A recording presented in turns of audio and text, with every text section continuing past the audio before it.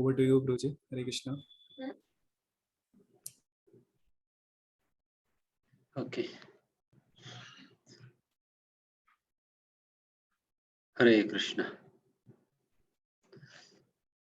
मंगलाचरण करके शुरू करेंगे।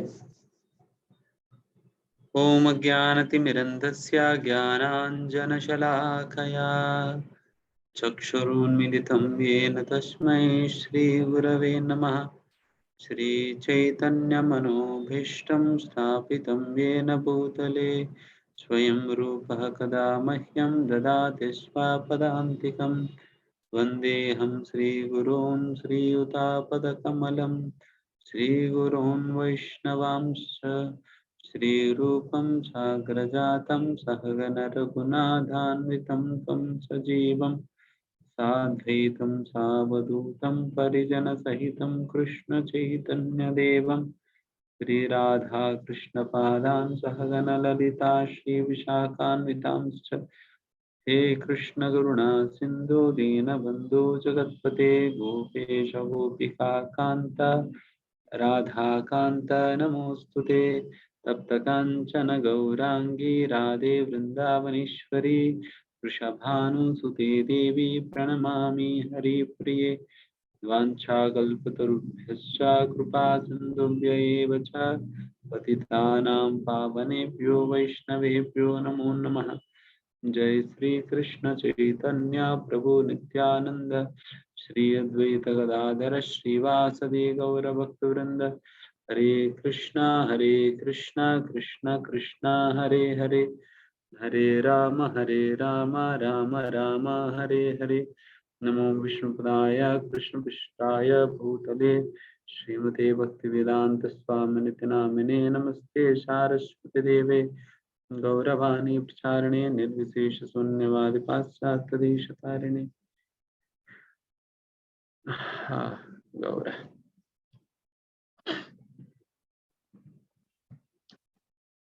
ओके। हरे कृष्णा। स्वागत सभी का। वैसे कल का दिन हम 11वां अध्याय तक हमने चर्चा किया, जिसके अंतर्गत भगवान अपना विश्व रूप के दर्शन कराए थे, और उसके पहले भगवान अपना 10वां अध्याय के अंतर्गत भगवान अपना विभूतियों के विषय में वर्णन किया, और उन विभूतियों के ही 11वां अध्याय के अंतर्गत भगवान ने अपने विश्व रूप दर्शन के द्वारा दिखाए थे। और उसके उपरांत अभी भक्ति योग जो सेक्शन है, 6 अध्यायों को जो सेक्शन है, उसके आखिर अध्याय आज हम चर्चा करेंगे। उसकी आखिर अध्याय आज हम चर्चा करेंगे 12वां अध्याय, एंड फिर उसके उपरांत ज्ञान योग का सेक्शन जो कि 13वां और 14वां अध्याय भी आज चर्चा करने का प्रयास करेंगे। ओके। श्री श्री राधा।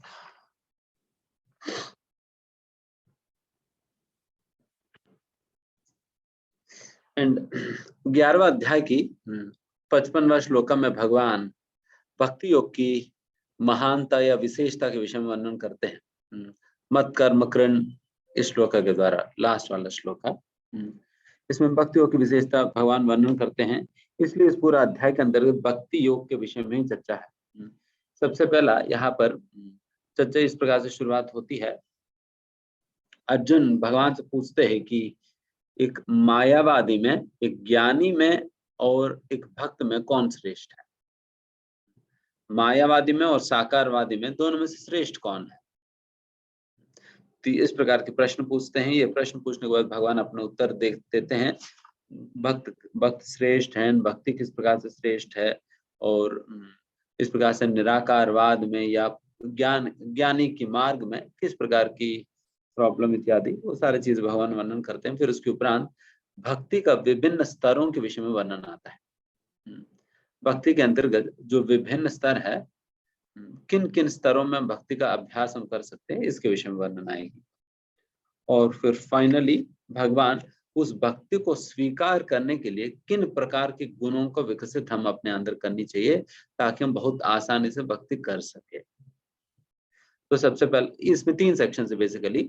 मायावाद और साकारवाद में कौन श्रेष्ठ है, फिर उसके उपरांत भक्ति का विभिन्न स्तर, एंड तीसरा भक्ति को स्वीकार करने के लिए कौन सा गुण हम अपने अंदर विकसित करनी चाहिए। तो ये 3 सेक्शंस 12वें अध्याय के अंतर्गत। होगी। ओके,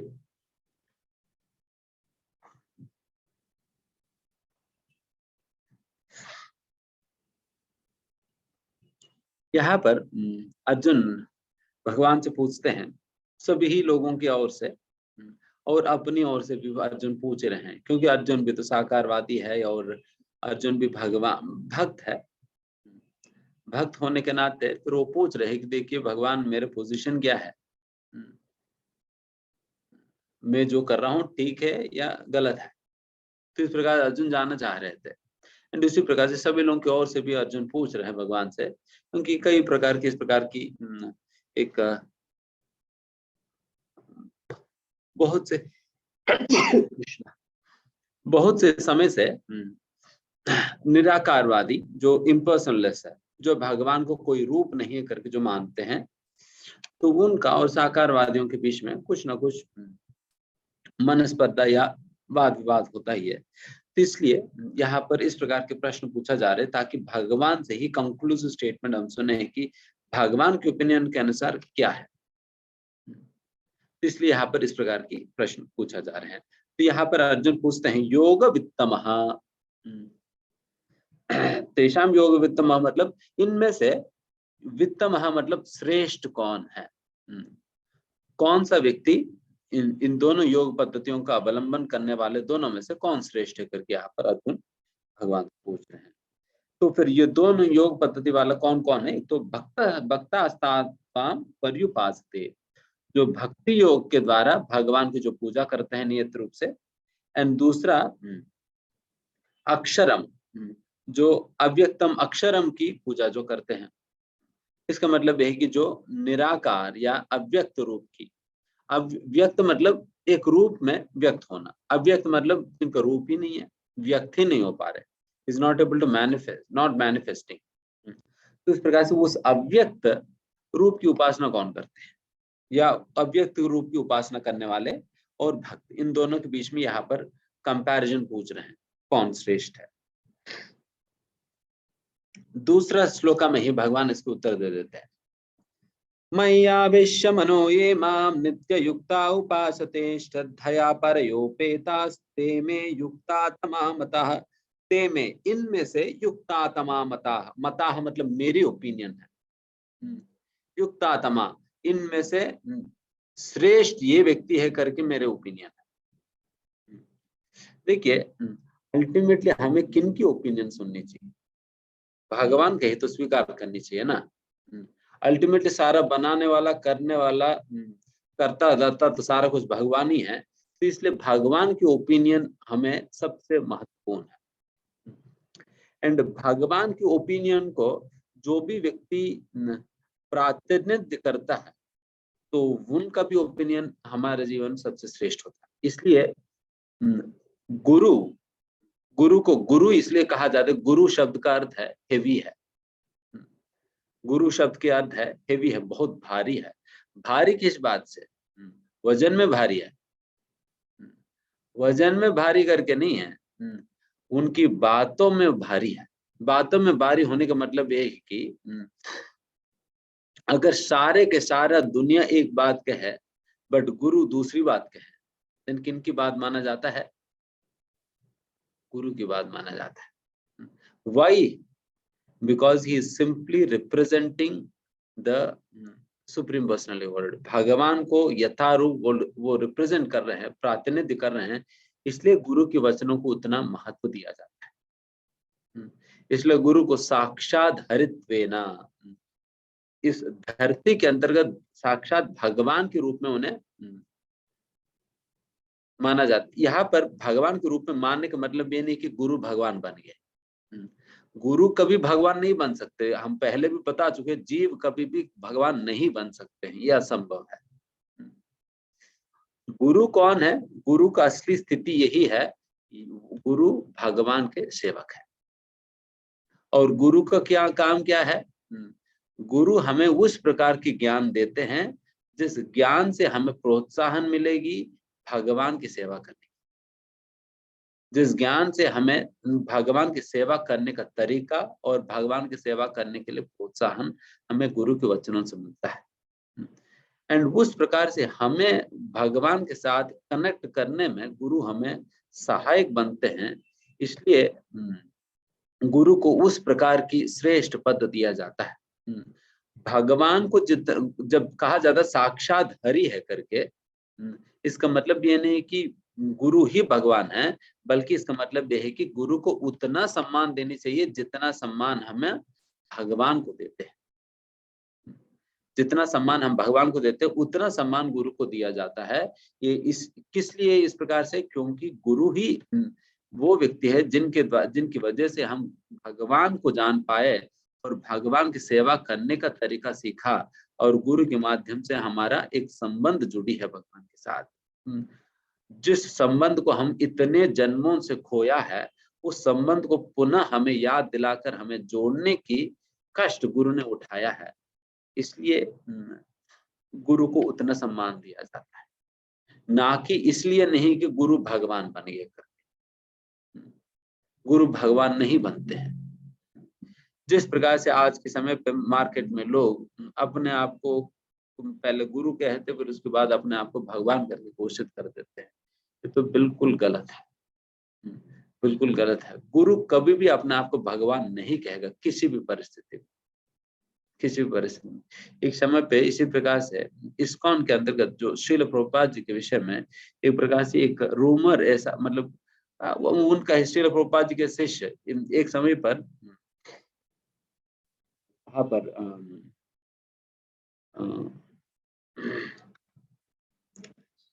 मैं भूल गया तो स्थान, एक स्थान था, उस स्थान पर उस मंदिर में एक ऐसा प्रचार करने लगे कि प्रभुपाद जी के शिष्य प्रभुपाद जी भगवान है करके प्रचार करने लगे। तुरंत के तुरंत प्रभुपाद जी ने क्या किया, वहां पर फोन करा एंड फिर कहा कि ये जो 3 लोग जो लोग मुझे भगवान करके जो प्रचार कर रहे हैं ना, इन्हें तुरंत के तुरंत मंदिर से बाहर निकाल, मंदिर से बाहर निकाल देने, क्योंकि मैंने समझाया कि कर क्या रहे हैं, मैंने समझाया कि कर क्या रहे हैं, मैंने समझाया मैं तो भगवान के सेवक हूँ एंड ये मुझे भगवान बना दे रहे, भगवान बना दे रहे, तुरंत निकलवा दिए। देन फिर उसके बाद फिर वो लोग अपने होश में आए, फिर उन्हें बिठाकर समझाया गया था। देन फिर उसके बाद वो वापस आए। तो उस प्रकार से क्योंकि अगर कोई और होते तो उन्होंने लगा कि अरे अच्छा मौका है, वैसे प्रचार हो रहे तो होने दो, 2-3 लोगों को सपोर्ट में लगा दो, देन खूब अच्छा प्रचार हो जाए, देन फिर भगवान बन जाएंगे। वही है कि इस दुनिया में ना प्राइम मिनिस्टर प्रेसिडेंट बनना मुश्किल है, भगवान बनना आसान है। कोई कंपटीशन नहीं है। प्राइम मिनिस्टर प्रेसिडेंट बनना तो मुश्किल है, उसके लिए इलेक्शन में जीतो, ये करो वो करो सारा कुछ। बट भगवान बनना तो क्या है, सीधा जाकर आप अपने आप को घोषित कर दो, 1-2 चेले को लगा दो, वो आपकी आरती उतारते रहेंगे, थोड़ा भोग लगा देंगे एंड सभी लोगों के सामने जय जयकार करेंगे, आपको प्रणाम करेंगे, सभी के सामने हो गया भगवान। तो ऐसा चीप व्यक्ति नहीं है गुरु, चीप व्यक्ति नहीं है। तो इस प्रकार से इसलिए भगवान के ओपिनियन सबसे महत्वपूर्ण है। तो भगवान के ओपिनियन में क्या है, यहाँ पर कहा जा रहा है मई आवेश्य मनो ये मां, मई आवेश्य, जिनकी मन मेरे ऊपर लगा हुआ है, one whose mind is fixed in me. ये कौन कह रही है बात? कोई निराकार ब्रह्म कह रहे क्या? कोई निराकार ब्रह्म कह रहे? नहीं, भगवान श्री कृष्ण स्वयं अर्जुन से कह रहे हैं जो व्यक्ति मेरे पे मन लगाएगा करके, जब मैं कहता हूं मुझे पानी पिला दो करके, अब मुझे पिलाएंगी या मेरे पास आकर इधर उधर देखेंगे ये ब्रह्म कहाँ पर है, मैं पानी पिलाऊं? मुझे देंगे ना पानी, जब मैं कहूंगा पानी दो करके मुझे आप देंगे पानी। उसी प्रकार से जब यहाँ कहा जा रहा है कि मैं आवेश मनो ये मां, अपने मन को आवेश मना, मेरे पे आप आवेश करो, आविष्ट करो, मेरे ऊपर लगाओ करके, तो इसका मतलब वही है कि भगवान पे जो व्यक्तिगत रूप से वहां पर जो उपस्थित है श्री कृष्ण, जो अर्जुन से कह रहे हैं, उन पे लगाने के विषय में।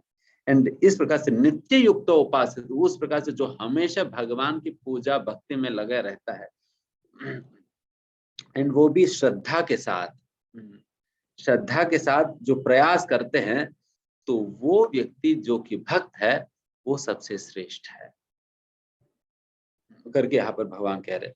देन फिर उसके उपरांत उसकी एक्सप्लेनेशन भगवान देंगे क्यों श्रेष्ठ है, या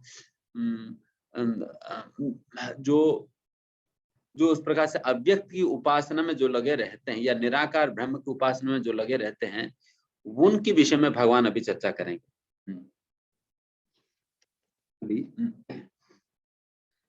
भगवान कहते हैं कि जो लोग निराकार ब्रह्म का भी उपासना करते हैं उन्हें क्या प्राप्त होगा। भगवान कहते ते प्राप्नुवन्ति मामेवा, वो भी मुझे प्राप्त करेंगे। देन फिर क्या डिफरेंस रहा, अगर वो भी भगवान को प्राप्त करे और हम भक्त भी भगवान को प्राप्त करें, फिर क्या डिफरेंस है। यहाँ पर डिफरेंस आपको और पता चलेगी। परम सत्य का अंडरस्टैंडिंग 3 स्तरों में होता है।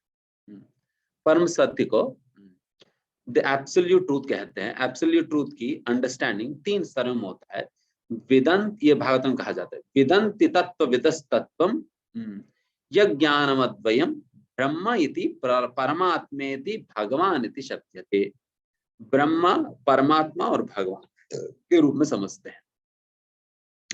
भगवान की भगवान के विषय में ब्रह्म संहिता के अंतर्गत इस प्रकार से कहा जाता है, भगवान मतलब सच्चिदानंद विग्रह, ईश्वरा परमा कृष्ण सच्चिदानंद विग्रह।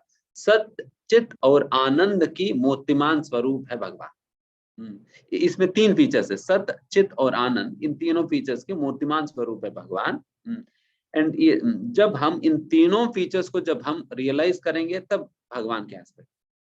इसके अंतर्गत जब केवल सत्य फीचर की रियलाइजेशन होता है या सत्य फीचर का ही प्राकट्य है ये ब्रह्मन, और उसी प्रकार से सत्य चित की प्राकट्य है परमात्मा, और सच्चिदानंद की प्राकट्य है शिव भगवान जो कि पूर्ण है। ठीक है।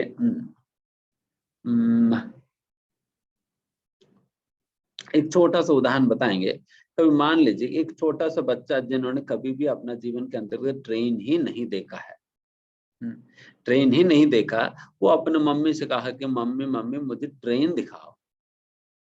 फिर मम्मी ने सोचा कि ठीक है, तुम्हें मैं तो गूगल में नहीं दिखाऊंगा, मैं रेलवे स्टेशन पे ले जाकर दिखाऊंगी।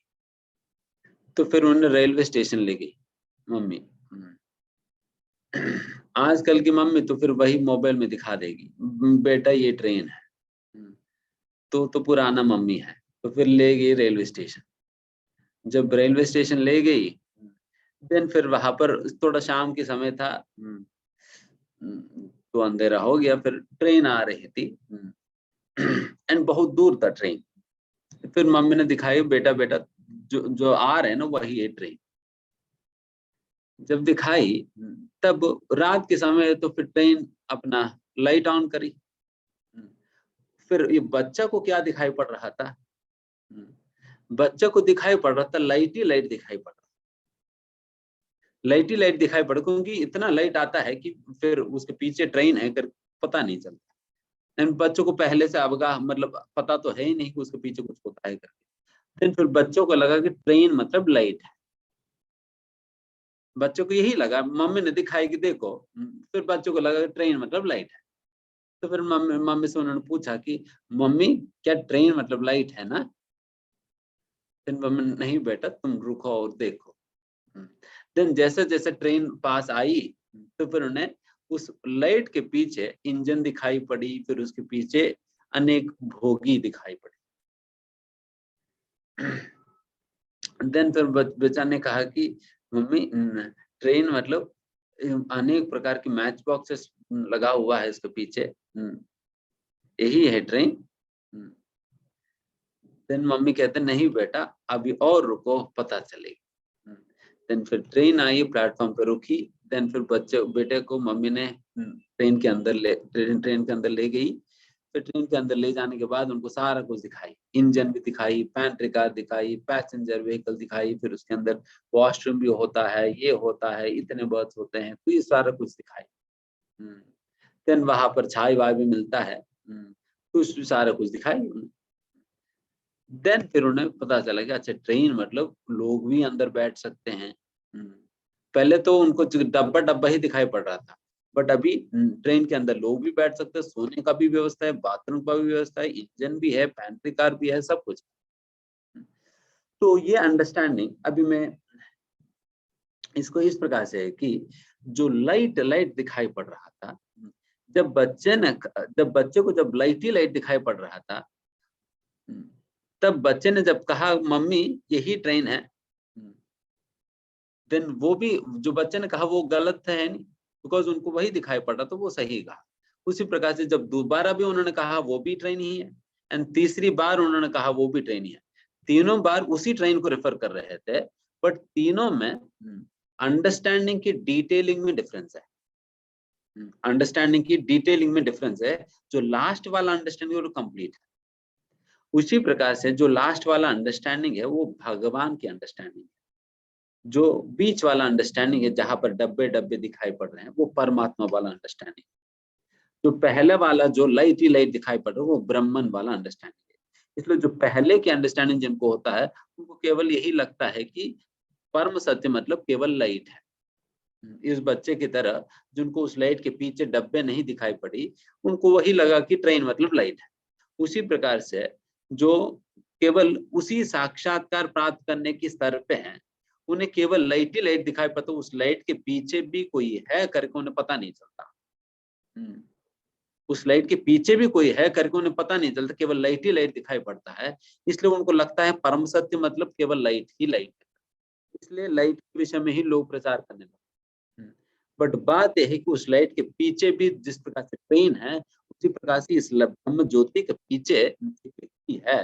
इस प्रकार से ईशोपनिषद में कहते हैं, भक्त भगवान से प्रार्थना करते, भगवान आप, क्योंकि ब्रह्म ज्योति कुछ और नहीं, भगवान की यस्य प्रभा प्रभवतो, भगवान की शरीर की कांति ही ये ब्रह्म ज्योति है, ये ब्रह्म संहिता में कहा गया है। एंड उसी प्रकार से भगवद्गीता में होता है, ब्रह्मणो ही प्रतिष्ठा, हम ब्रह्मन का भी आधार है ये भगवान।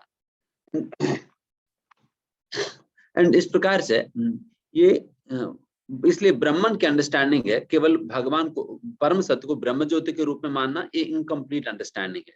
उससे और कंप्लीट है परम सत्य को परमात्मा के रूप में पहचानना, और उससे ज्यादा कंप्लीट अंडरस्टैंडिंग है परम सत्य को भगवान के रूप में पहचानना। भगवान के रूप में पहचानने का मतलब यह है कि भगवान एक व्यक्ति है जो बोल सकते, सुन सकते, खा सकते हैं, देख सकते हैं, बट उनकी करना, उनकी ये सारे करना बहुत विचित्र है, सारा करना बहुत विचित्र है, क्योंकि हम केवल अपने आंखों से देख सकते हैं, भगवान अपने आंखों से देख भी सकते हैं, खा भी सकते हैं, सूख सकते हैं, बच्चों को भी पैदा कर सकते हैं, सब कुछ कर सकते भगवान की आंखें। इसलिए ये इस प्रकार से कहा जाता है, ये बात भी, अंगान यस्य सकल इंद्रिय वृत्ति, सकल इंद्रिय वृत्ति, सारे इंद्रियों की वृत्ति मतलब कार्य को एक ही अंग एक ही इंद्रिय जो है भगवान की कर सकती है। This is how capable and how different he is from others. वो सेंस में डिफरेंट है, बट आप रूप ही नहीं करके कह देंगे तो फिर क्या मतलब। इसलिए जो लोग इस प्रकार से निराकार वादी पद पर जाते हैं, उनके विषय में भगवान कहते हैं, क्लेशो अधिकरस्तेषाम अव्यक्तासक्त चेतसाम अव्यक्ता ही गति दुःखम देहवद्भिर अवाप्यते। भगवान क्लियर बता रहे हैं, अव्यक्त आसक्ता, जो अव्यक्त से जो आसक्त है, जिनकी चित्त जिनकी मन अव्यक्त से आसक्त है, या भगवान निराकार ब्रह्म से आसक्त है, उनकी क्या समस्या है। भगवान कहते क्लेशो अधिक रहा, वो जिस पद पर चलेंगे उस पद पर क्लेशो अधिक रहा, क्लेश मतलब अनेक प्रकार के कष्ट आएंगे। It is very very difficult path to tread, जिसके ऊपर चलना बहुत बहुत कठिन है। भगवान 2 बार कह रहे, अव्यक्ता ही गतिर दुखम, उस पद पर प्रगति करना बहुत दुख की बात होती, बहुत ट्रबलसम होता है। एंड क्लेशो अधिक रहा, अनेक प्रकार की क्लेश या कष्ट हमें उस पद पर हमें सामना करते हुए हमें जाना।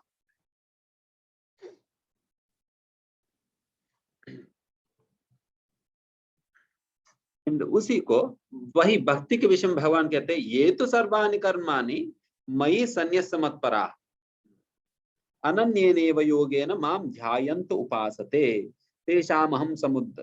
जो व्यक्ति इस प्रकार से मेरा अनन्य भक्ति में जो लगे रहते हैं और हमेशा मेरी सेवा में लग जाता है,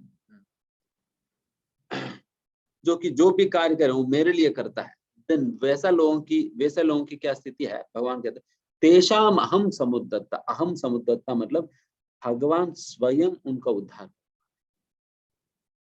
एंड फिर जब भगवान स्वयं उद्धार करते फिर क्या होगा, मृत्यु संसार सागरात भवाम न चिरात पारता, न चिरात, चिर मतलब जैसा कहता है ना चिरकाल, चिरकाल मतलब बहुत लंबा समय, ना चिरात मतलब बहुत लंबा समय नहीं लगेगा, बहुत लंबा समय नहीं लगेगा, क्योंकि ये भक्ति योग के अंतर्गत मृत्यु संसार सागर मतलब इस भौतिक सागर से निकलना या भौतिक सागर से जन्म मृत्यु चक्कर से बचना, ये बहुत लंबा समय नहीं लगेगा।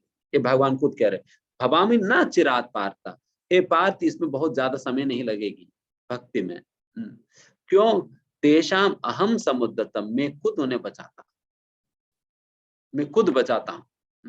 जैसा वहां पर भी अनन्यास्यन्ते अंतो माम वाला श्लोका में जब भगवान ने कहा योगक्षेमम वहाम्यहम्, वो जब जीवित रहता है उनकी योगक्षेम भी मैं ध्यान रखता हूँ, एंड जब उनको उनके उद्धार की बात आता है तब उनको उद्धार भी मैं खुद करता। एक बार इसी प्रकार से अकबर और बीरबल के बीच में झगड़ा हो गया था। बीरबल ने कहा कि नहीं भगवान ख्याल रखते अपने भक्तों का। अकबर ने कहा अरे भगवान तो इतना महान व्यक्ति है, वो थोड़ी ख्याल रखेंगे इनकी, उनका तो इतना सेवक करेंगे ना। फिर बीरबल ने कुछ नहीं कहा, उन्होंने सोचा कि ठीक है समय आने पर सिखाई जाएगी। देन एक बार बीरबल ने कहा कि अकबर से कि अकबर चलो हमारे साथ, हम कुछ बोट राइड पे ले चलेंगे आपको। फिर अकबर ने कहा कि ठीक है बीरबल बोट राइड पे कुछ ना कुछ होगा इसमें जिम्मिक, तो देखते हैं क्या होगा करके फिर बीरबल के साथ चले अकबर। पर बीरबल ने कहा कि अकबर बस आप इतना करना, आप अपने साथ अपने बेटी को भी ले चलो, अपने बेटा को भी आप अपने साथ ले चलो। फिर उनको बेटा, छोटा सा बेटा है, फिर उनको भी ले चलो कहा, तो फिर बेटा भी ले गए थे। तो सभी लोगों को नाव में बिठाई गए, फिर महाराजा अकबर जा रहे, तो फिर अनेक प्रकार के नावों में अनेक प्रकार के सैनिक इत्यादि चीजें भर भर कर फिर सभी लोग जा रहे थे बोट राइड पे। तो बीच में पानी के बीच में जाने के बाद बीरबल ने क्या किया, उन्होंने एक बहुत बड़ा पत्थर लिया, पत्थर लेकर पानी में डाल दिए थे, पानी में डाल दिया और चिल्लाने लगे कि अकबर तुम्हारी बेटा डूब गया, नीचे गिर गया करके। तुरंत क्या हुआ, अकबर खुद ही पानी के अंदर गिर गए थे, पानी में कूद गए थे। देन खूब ढूंढा एंड फिर बहुत दुखी होकर फिर अकबर ऊपर आने लगे थे। देन बीरबल में अकबर को दिखाए, महाराज जी देखिए आपकी बेटा है ये। अकबर ने पूछा मेरा बेटा, तुम्हारी आत्मा में क्यों चिल्लाए तुमने इतना जोर जोर से, और जो आपकी वजह से मुझे जाना पड़ा। देन बीरबल ने कहा कि अकबर जी आप कुछ शिक्षा देना था तो आप एक बार सोचा, आपने एक बार मेरे से प्रश्न पूछा था ना कि भगवान खुद अपने भक्तों को क्यों बचाने आते हैं, भगवान के पास तो इतने सेवक है, सेवक तो बचा लेंगे। देन बीरबल ने कहा कि देन अकबर समझ गए, क्योंकि जब अकबर के पास इतने सारे सेवक के होने के बाद भी जब उनकी बेटे के ऊपर कुछ प्रॉब्लम आई, तुरंत अकबर बाकी लोगों के लिए वेट नहीं करा, मेरे सेवक जाएंगे कूदेंगे कुछ खोजेंगे करके, बट वो खुद ही कूद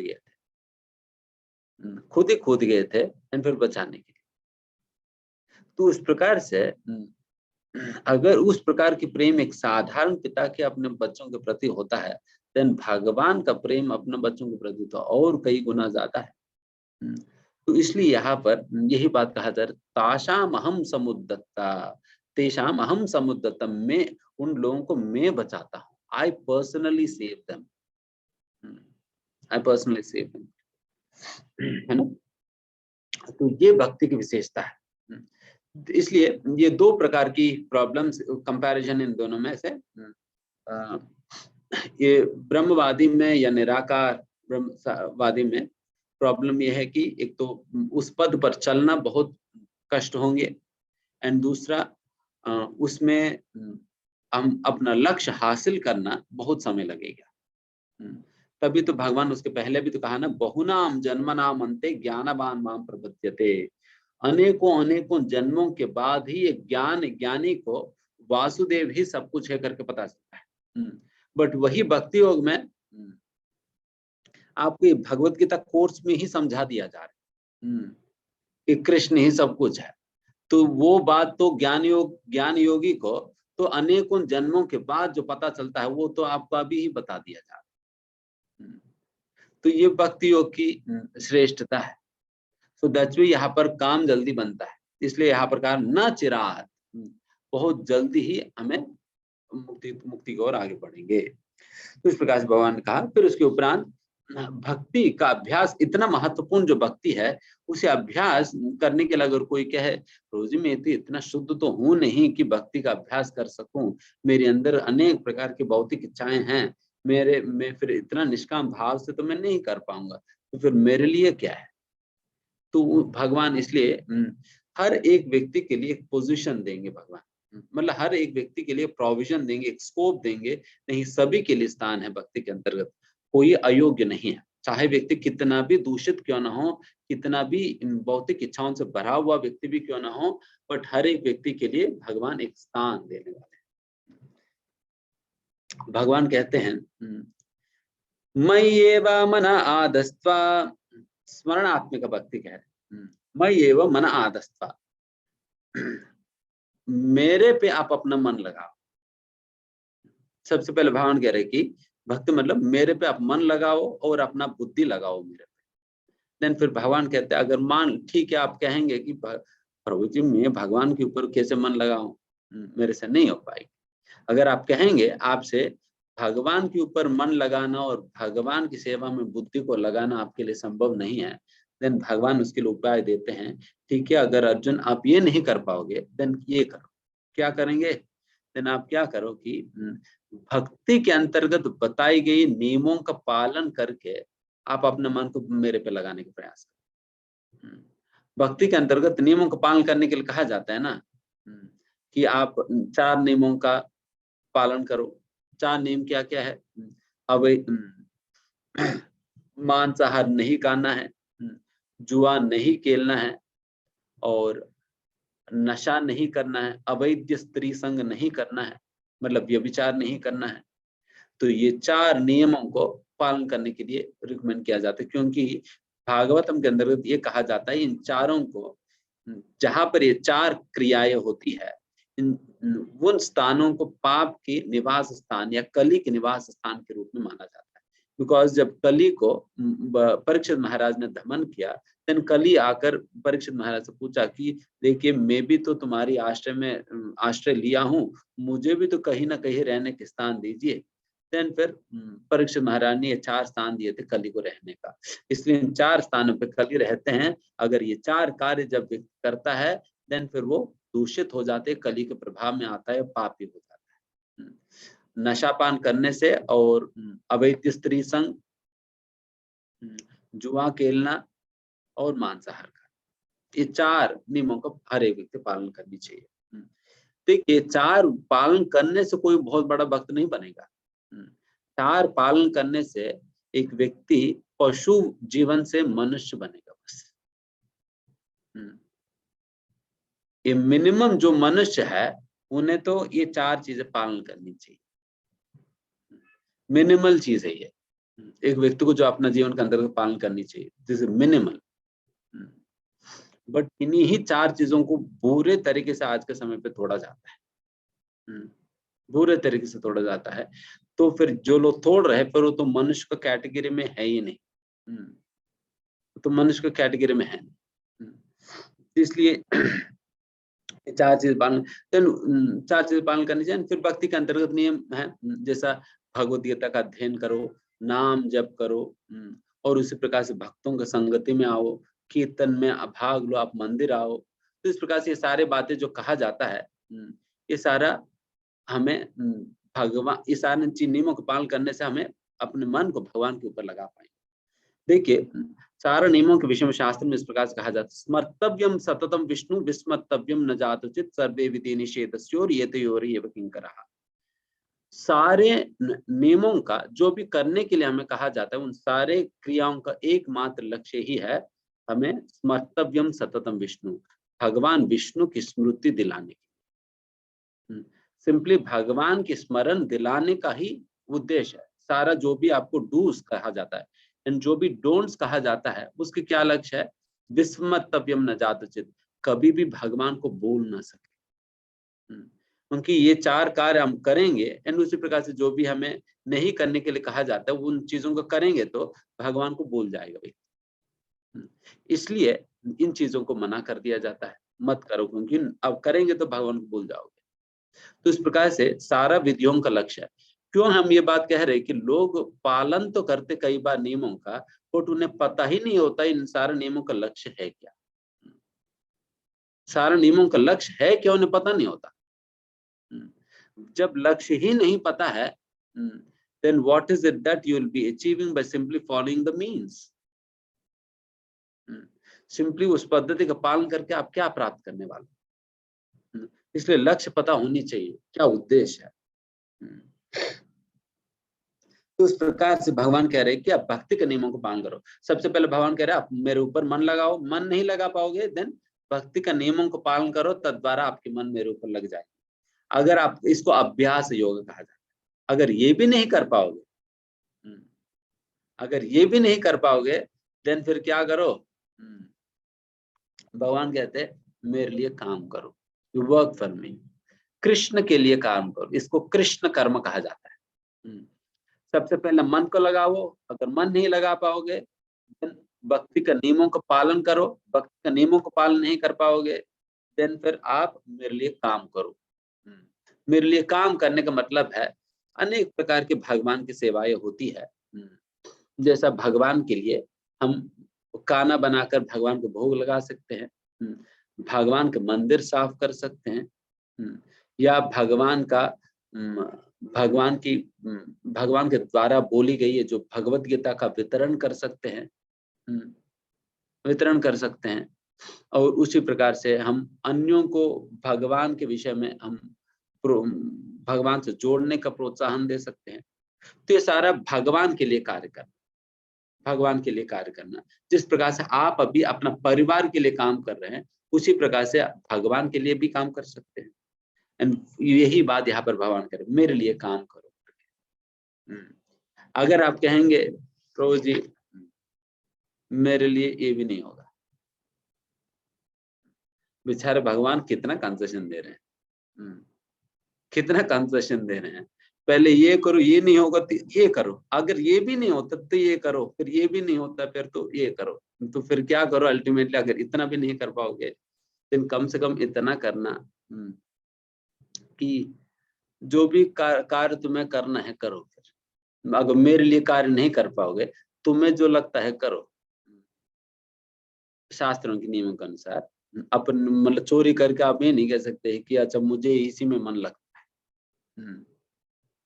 तो ऐसा नहीं है। बट जो शास्त्रों के नियमों के अनुसार जो भी कार्य करने के लिए अनुमति है उस प्रकार के कार्य करो, बट उन कार्यों के फलों को आप त्याग कर दो।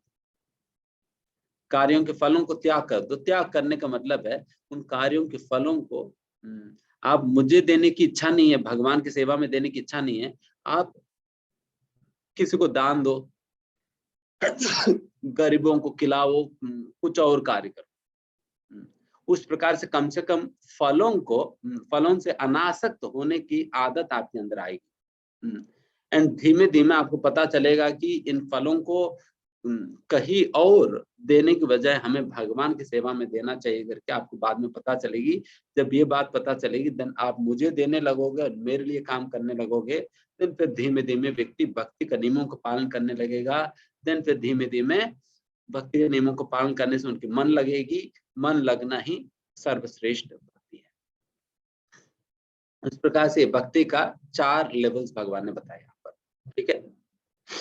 फिर उसके उपरांत भगवान कहते हैं अगर इस प्रकार से इतना अद्भुत भक्ति का अभ्यास करनी है देन तुम्हें अनेक प्रकार की गुण हैं, उन गुणों का आप अपने अंदर विकसित करेंगे देन आप बहुत आसानी से मुझे भक्ति कर पाओगे।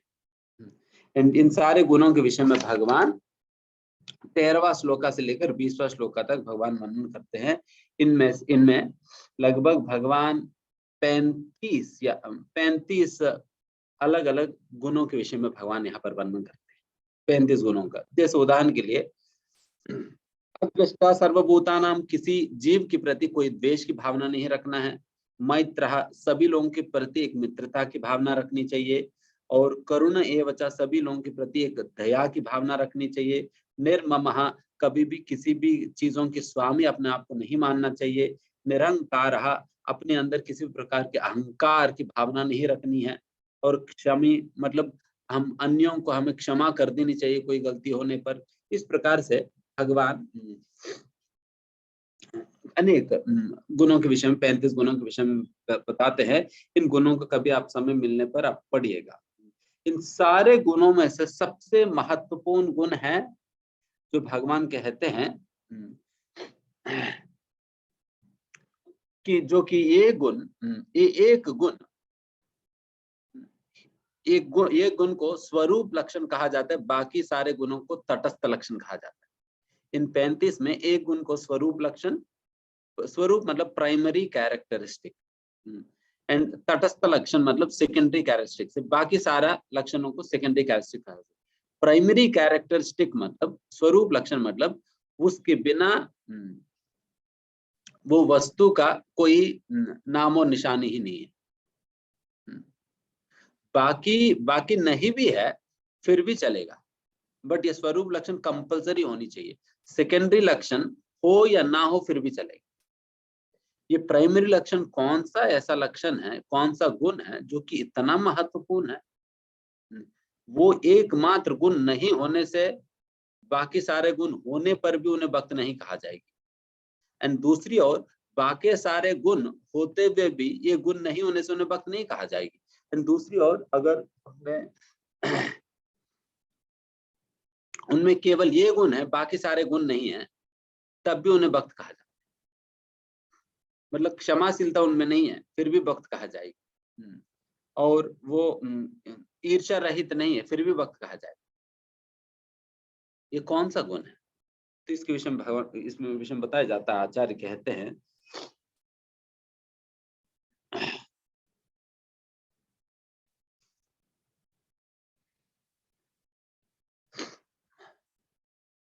इसके विषय में आचार्य कहते हैं मद भक्ता। ये मद भक्ता मतलब मेरे भक्त होना या भगवान की भक्ति करना अनन्य भाव से, ये स्वरूप लक्षण है।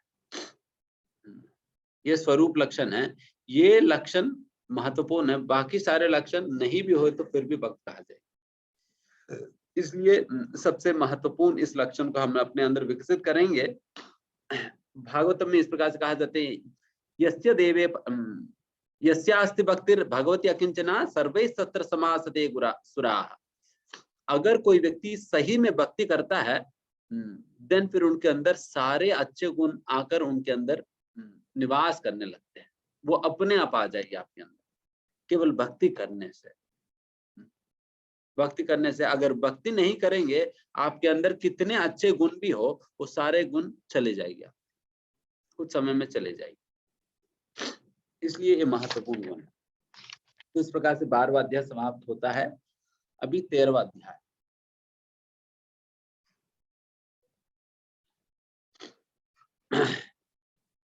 इस 13वां अध्याय के अंतर्गत अच्छा मैंने स्लाइड 13वां अध्याय के अंतर्गत भगवान वैसा अर्जुन 6 प्रश्न पूछते हैं, 6 प्रश्न पूछते हैं, उन्हीं 6 प्रश्नों के उत्तर के रूप में ये पूरा 13वां अध्याय कहा जाता है। ये 6 प्रश्न क्या है, मैं आपके साथ स्लाइड शेयर करता हूँ जिससे आपको थोड़ा सा आसान।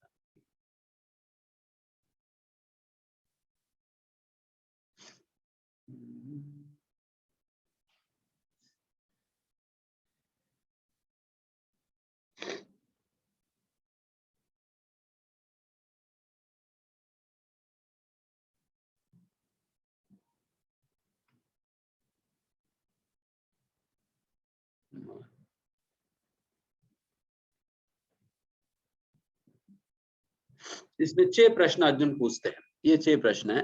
प्रकृति क्या है, पुरुष कौन है, क्षेत्र क्या है और क्षेत्रज्ञ क्या है, और ज्ञानम क्या है और ज्ञेयम क्या है। ये 6 चीजें पूछा जाता है। आपको अभी समझ में नहीं आएगी, कोई दिक्कत नहीं है, हम आगे जाकर इन 6 के विषय में वर्णन करेंगे।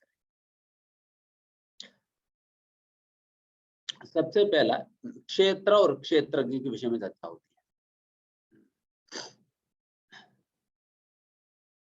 है ना। क्षेत्र और क्षेत्रज्ञ, पहले हम क्षेत्र क्षेत्रज्ञ के विषय में चर्चा करेंगे, फिर उसके बाद दोबारा स्लाइड से देखिए। क्षेत्र मतलब, क्षेत्र मतलब खेती है, खेती है, फील्ड। कौन सा फील्ड है, फील्ड ऑफ एक्टिविटी को क्षेत्र कहा जाता है। मतलब हमारे केस में क्षेत्र का मतलब है हमारा शरीर है। हमारा शरीर को क्षेत्र कहा जाता है, जो कि फील्ड ऑफ एक्टिविटी है। सारे कार्य तो इसी क्षेत्र के द्वारा होती है ना, इसी शरीर के द्वारा होती है ना, इसलिए क्षेत्र कहा जाता है। इस क्षेत्र का कंपोजिशन के विषय में आगे बताई जाएगी। उसके अंतर्गत 24 तत्व, 24 तत्व क्या क्या है बताई जाएगी। तो इस प्रकार से एक क्षेत्र, इसे क्षेत्र कहा जाता है। हमारा शरीर को क्षेत्र कहा जाता है। हमें कौन सा क्षेत्र मिलेगी, आपको किस कैसा खेती मिलेगी, किसके ऊपर निर्भर है, आप जितना दाम दोगे उतना अच्छा मिलेगा। जितना दाम बढ़ाओगे उतना अच्छा खेती है और उतना बड़ा खेती मिलेगी, है ना। उसी प्रकार से हमारी जिस प्रकार की कर्म है उसी के अनुसार हमें शरीर मिलता है, क्षेत्र। उसी के अनुसार हमें क्षेत्र मिलता है।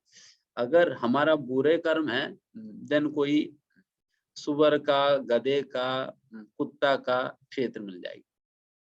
अगर अच्छा कर्म है देन हो सकता है मनुष्यों का भी मिल जाए, और अच्छा कर्म है देवी देवताओं का भी मिल सकता है। तो उस प्रकार से हमारे जिस प्रकार के कर्म है उसके अनुसार हमें क्षेत्र मिलता है, क्योंकि वही धन है जिस धन से हम खेती क्षेत्र को खरीदने वाले। बेसिकली वही है कि एक बहुत बड़ा सुपरमार्केट है जहां पर 84 लाख शरीर को रखा गई है। देन फिर जो भी आप सेलेक्ट करेंगे पूछा जाएगी कितना है पैसा तुम्हारी बैंक में। देन खाता खा लिया तो देन कहा जाएगी देखिए आप सेलेक्ट तो कर रहे बट नहीं आएगी, कुछ और देख लेना, वहां कुत्ते की शरीर पड़ा है वहां चले जाओ। तो इस प्रकार से बेच दिया जाएगा। तो इस प्रकार से क्षेत्र एंड फिर क्षेत्रज्ञ मतलब क्षेत्रज्ञ मतलब नोअर ऑफ द फील्ड, जो क्षेत्र के विषय में जो जानता है उन्हें क्षेत्रज्ञ कहा जाता है। अज्ञ मतलब जानना। तो क्षेत्र के मतलब जो क्षेत्र के विषय में या शरीर के विषय में जो जानता है उन्हें क्षेत्रज्ञ कहा जाता है। शरीर के विषय में जानना मतलब फिर डॉक्टर है क्या क्षेत्रज्ञ? वो तो शरीर के विषय में खूब अच्छा जानते हैं ना, ये टीबी है क्या है, सब कुछ अच्छा जानते हैं, डॉक्टर है क्या फिर? नहीं। यहाँ पर शरीर के विषय में जानना मतलब वो व्यक्ति है जो कि शरीर और आत्मा का व्यत्यास समझते हुए शरीर किस प्रकार से आत्मा से बिल्कुल अलग है और आत्मा शरीर से अलग है करके जो व्यक्ति समझता है, जो व्यक्ति जानता है, उन्हें क्षेत्रज्ञ कहा जाता है। उन्हें क्षेत्रज्ञ कहा जाता है। एंड ऐसा क्षेत्रज्ञ 2 प्रकार के होते हैं। 2 लोगों को क्षेत्रज्ञ कहा जाता है क्योंकि उन दोनों को क्षेत्र के विषय में पता है। कौन कौन है? सबसे पहला जीव या आत्मा। आत्मा मतलब हम स्वयं है। आत्मा को भी क्षेत्रज्ञ कहा जाता है क्योंकि इस क्षेत्र में जो कुछ भी होता है वो आत्मा को पता चलता है। जैसे उदाहरण के लिए आपके शरीर में कोई कहीं पर स्पर्श करे, आपको खुद पता चल जाता है ना, देखे बिना।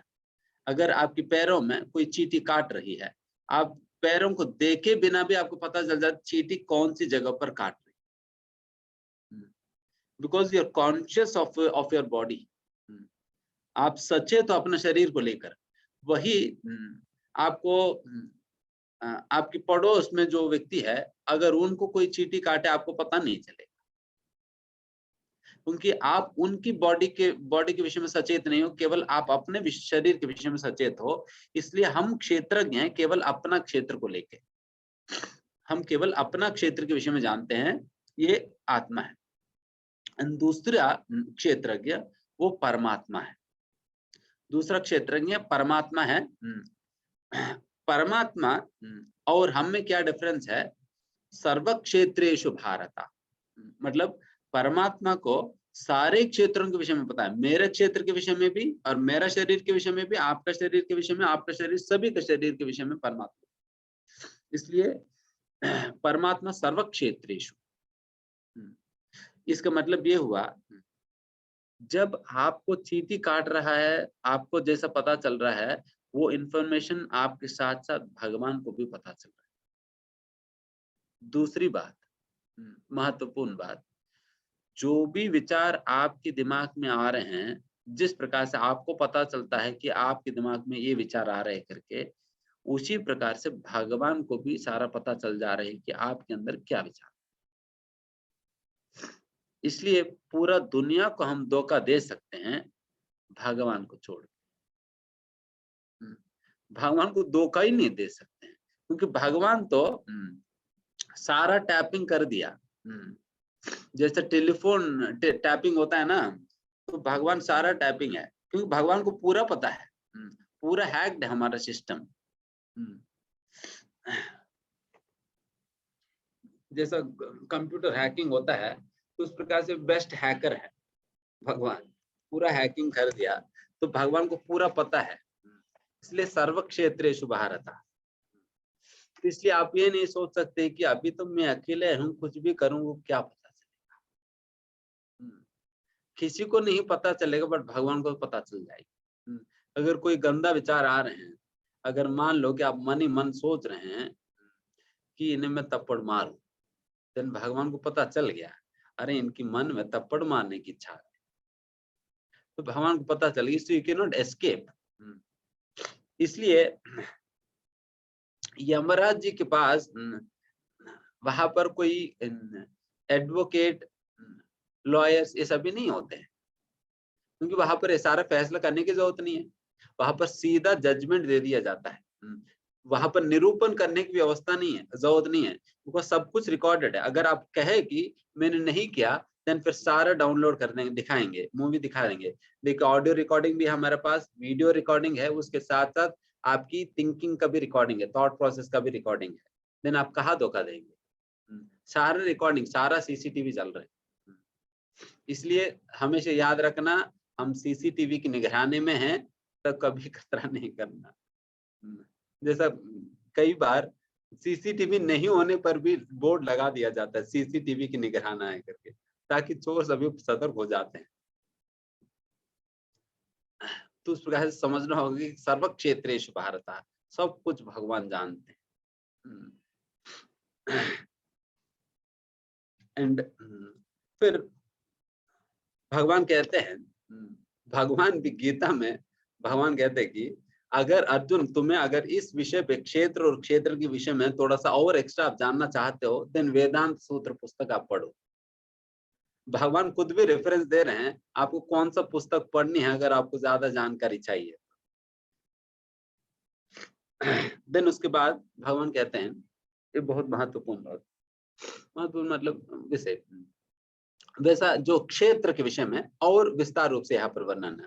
क्षेत्र का मतलब इट कंसिस्ट ऑफ 24 एलिमेंट्स, 24 तत्वों को, 24 तत्व होते हैं उसमें। And in this 24 elements are those elements with which the whole material creation is made of. सारा भौतिक सृष्टि इन्हीं 24 तत्वों से ही बनी है, और इन 24 तत्वों के अंतर्गत केवल 10 तत्वों का ही विश्लेषण आज के समय पे साइंटिस्ट लोग समझ पाते हैं।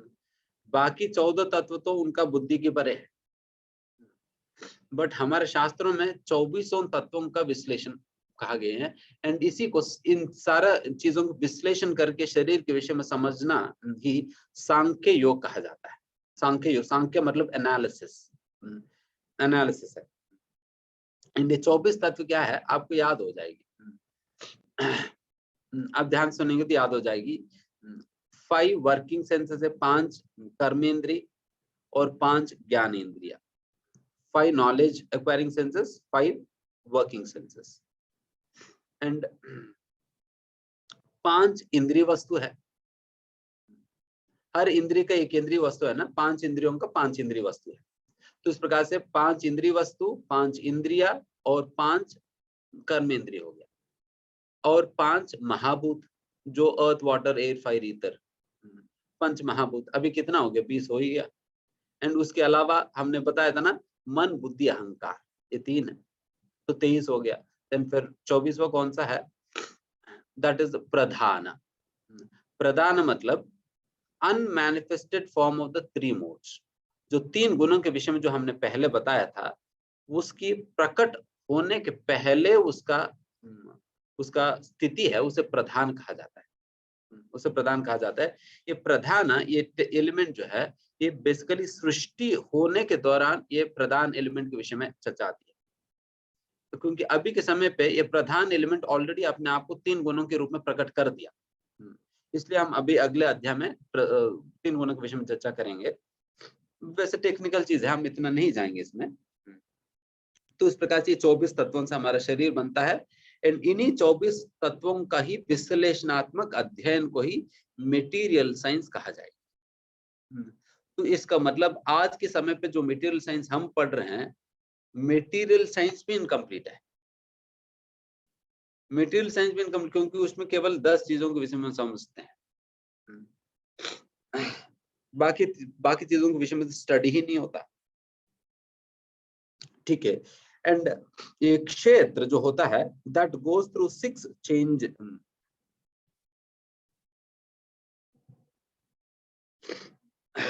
उसमें उनका गुणों के विषय में अगला श्लोक में वर्णन किया जाता है, तो वो आप लोग देख सकते हैं। एंड फिर उसके बाद अभी क्षेत्रज्ञ दोनों के विषय में समझाना हमने। एंड अभी ज्ञानम, नॉलेज, ये ज्ञानम क्या है अभी पढ़ सुनेंगे। ज्ञानम मतलब इसके अंतर्गत the process of acquiring knowledge, ज्ञान को स्वीकार करने का विधि के विषय में यहाँ पर वर्णन की जाएगी। ज्ञान को कैसे प्राप्त किया जा सकता है उसका विधि यहाँ पर वर्णन होगा। सबसे पहले ज्ञान क्या है वो ज्ञेयम के विषय में समझते हुए आएगी। ज्ञेयम, ज्ञानम, ज्ञेयम, ज्ञानम मतलब नॉलेज है, ज्ञेयम मतलब ऑब्जेक्ट ऑफ नॉलेज है, मतलब ज्ञान की वस्तु है। ज्ञान की वस्तु को ज्ञेयम कहा जाता है। That is to be known, जिसे जानना चाहिए उसे ज्ञेयम कहा जाता है। एंड ये ज्ञेयम मतलब ज्ञान की वस्तु है। और ज्ञान की वस्तु क्या है, किन के विषय में जानकारी हमें प्राप्त करनी चाहिए? 3 चीजें, शरीर, आत्मा, परमात्मा। शरीर, आत्मा और भगवान, इन तीनों के विषय में ज्ञान प्राप्त करनी चाहिए। बट इन तीनों को छोड़कर बाकी दुनिया भर की ज्ञान प्राप्त करते हैं, बाकी दुनिया भर के ज्ञान प्राप्त करते हैं इन तीनों को छोड़कर। जो काम की चीजें वो नहीं आता। इसलिए भगवान पहले श्लोक में बताया था ना, मैं जो ज्ञान दे रहा हूं संपूर्ण ज्ञान दे रहा हूं कर, संपूर्ण ज्ञान दे रहा हूं। अगर जब भगवान कहे, देन कोई पूछे प्रभु जी आपने संपूर्ण ज्ञान भगवत पढ़ लिया, तो आइंस्टीन की थ्योरी ऑफ रिलेटिविटी के अंतर्गत आइंस्टीन ने जो इक्वेशंस उपयोग किया उसका आप फॉर्मूला बताइए।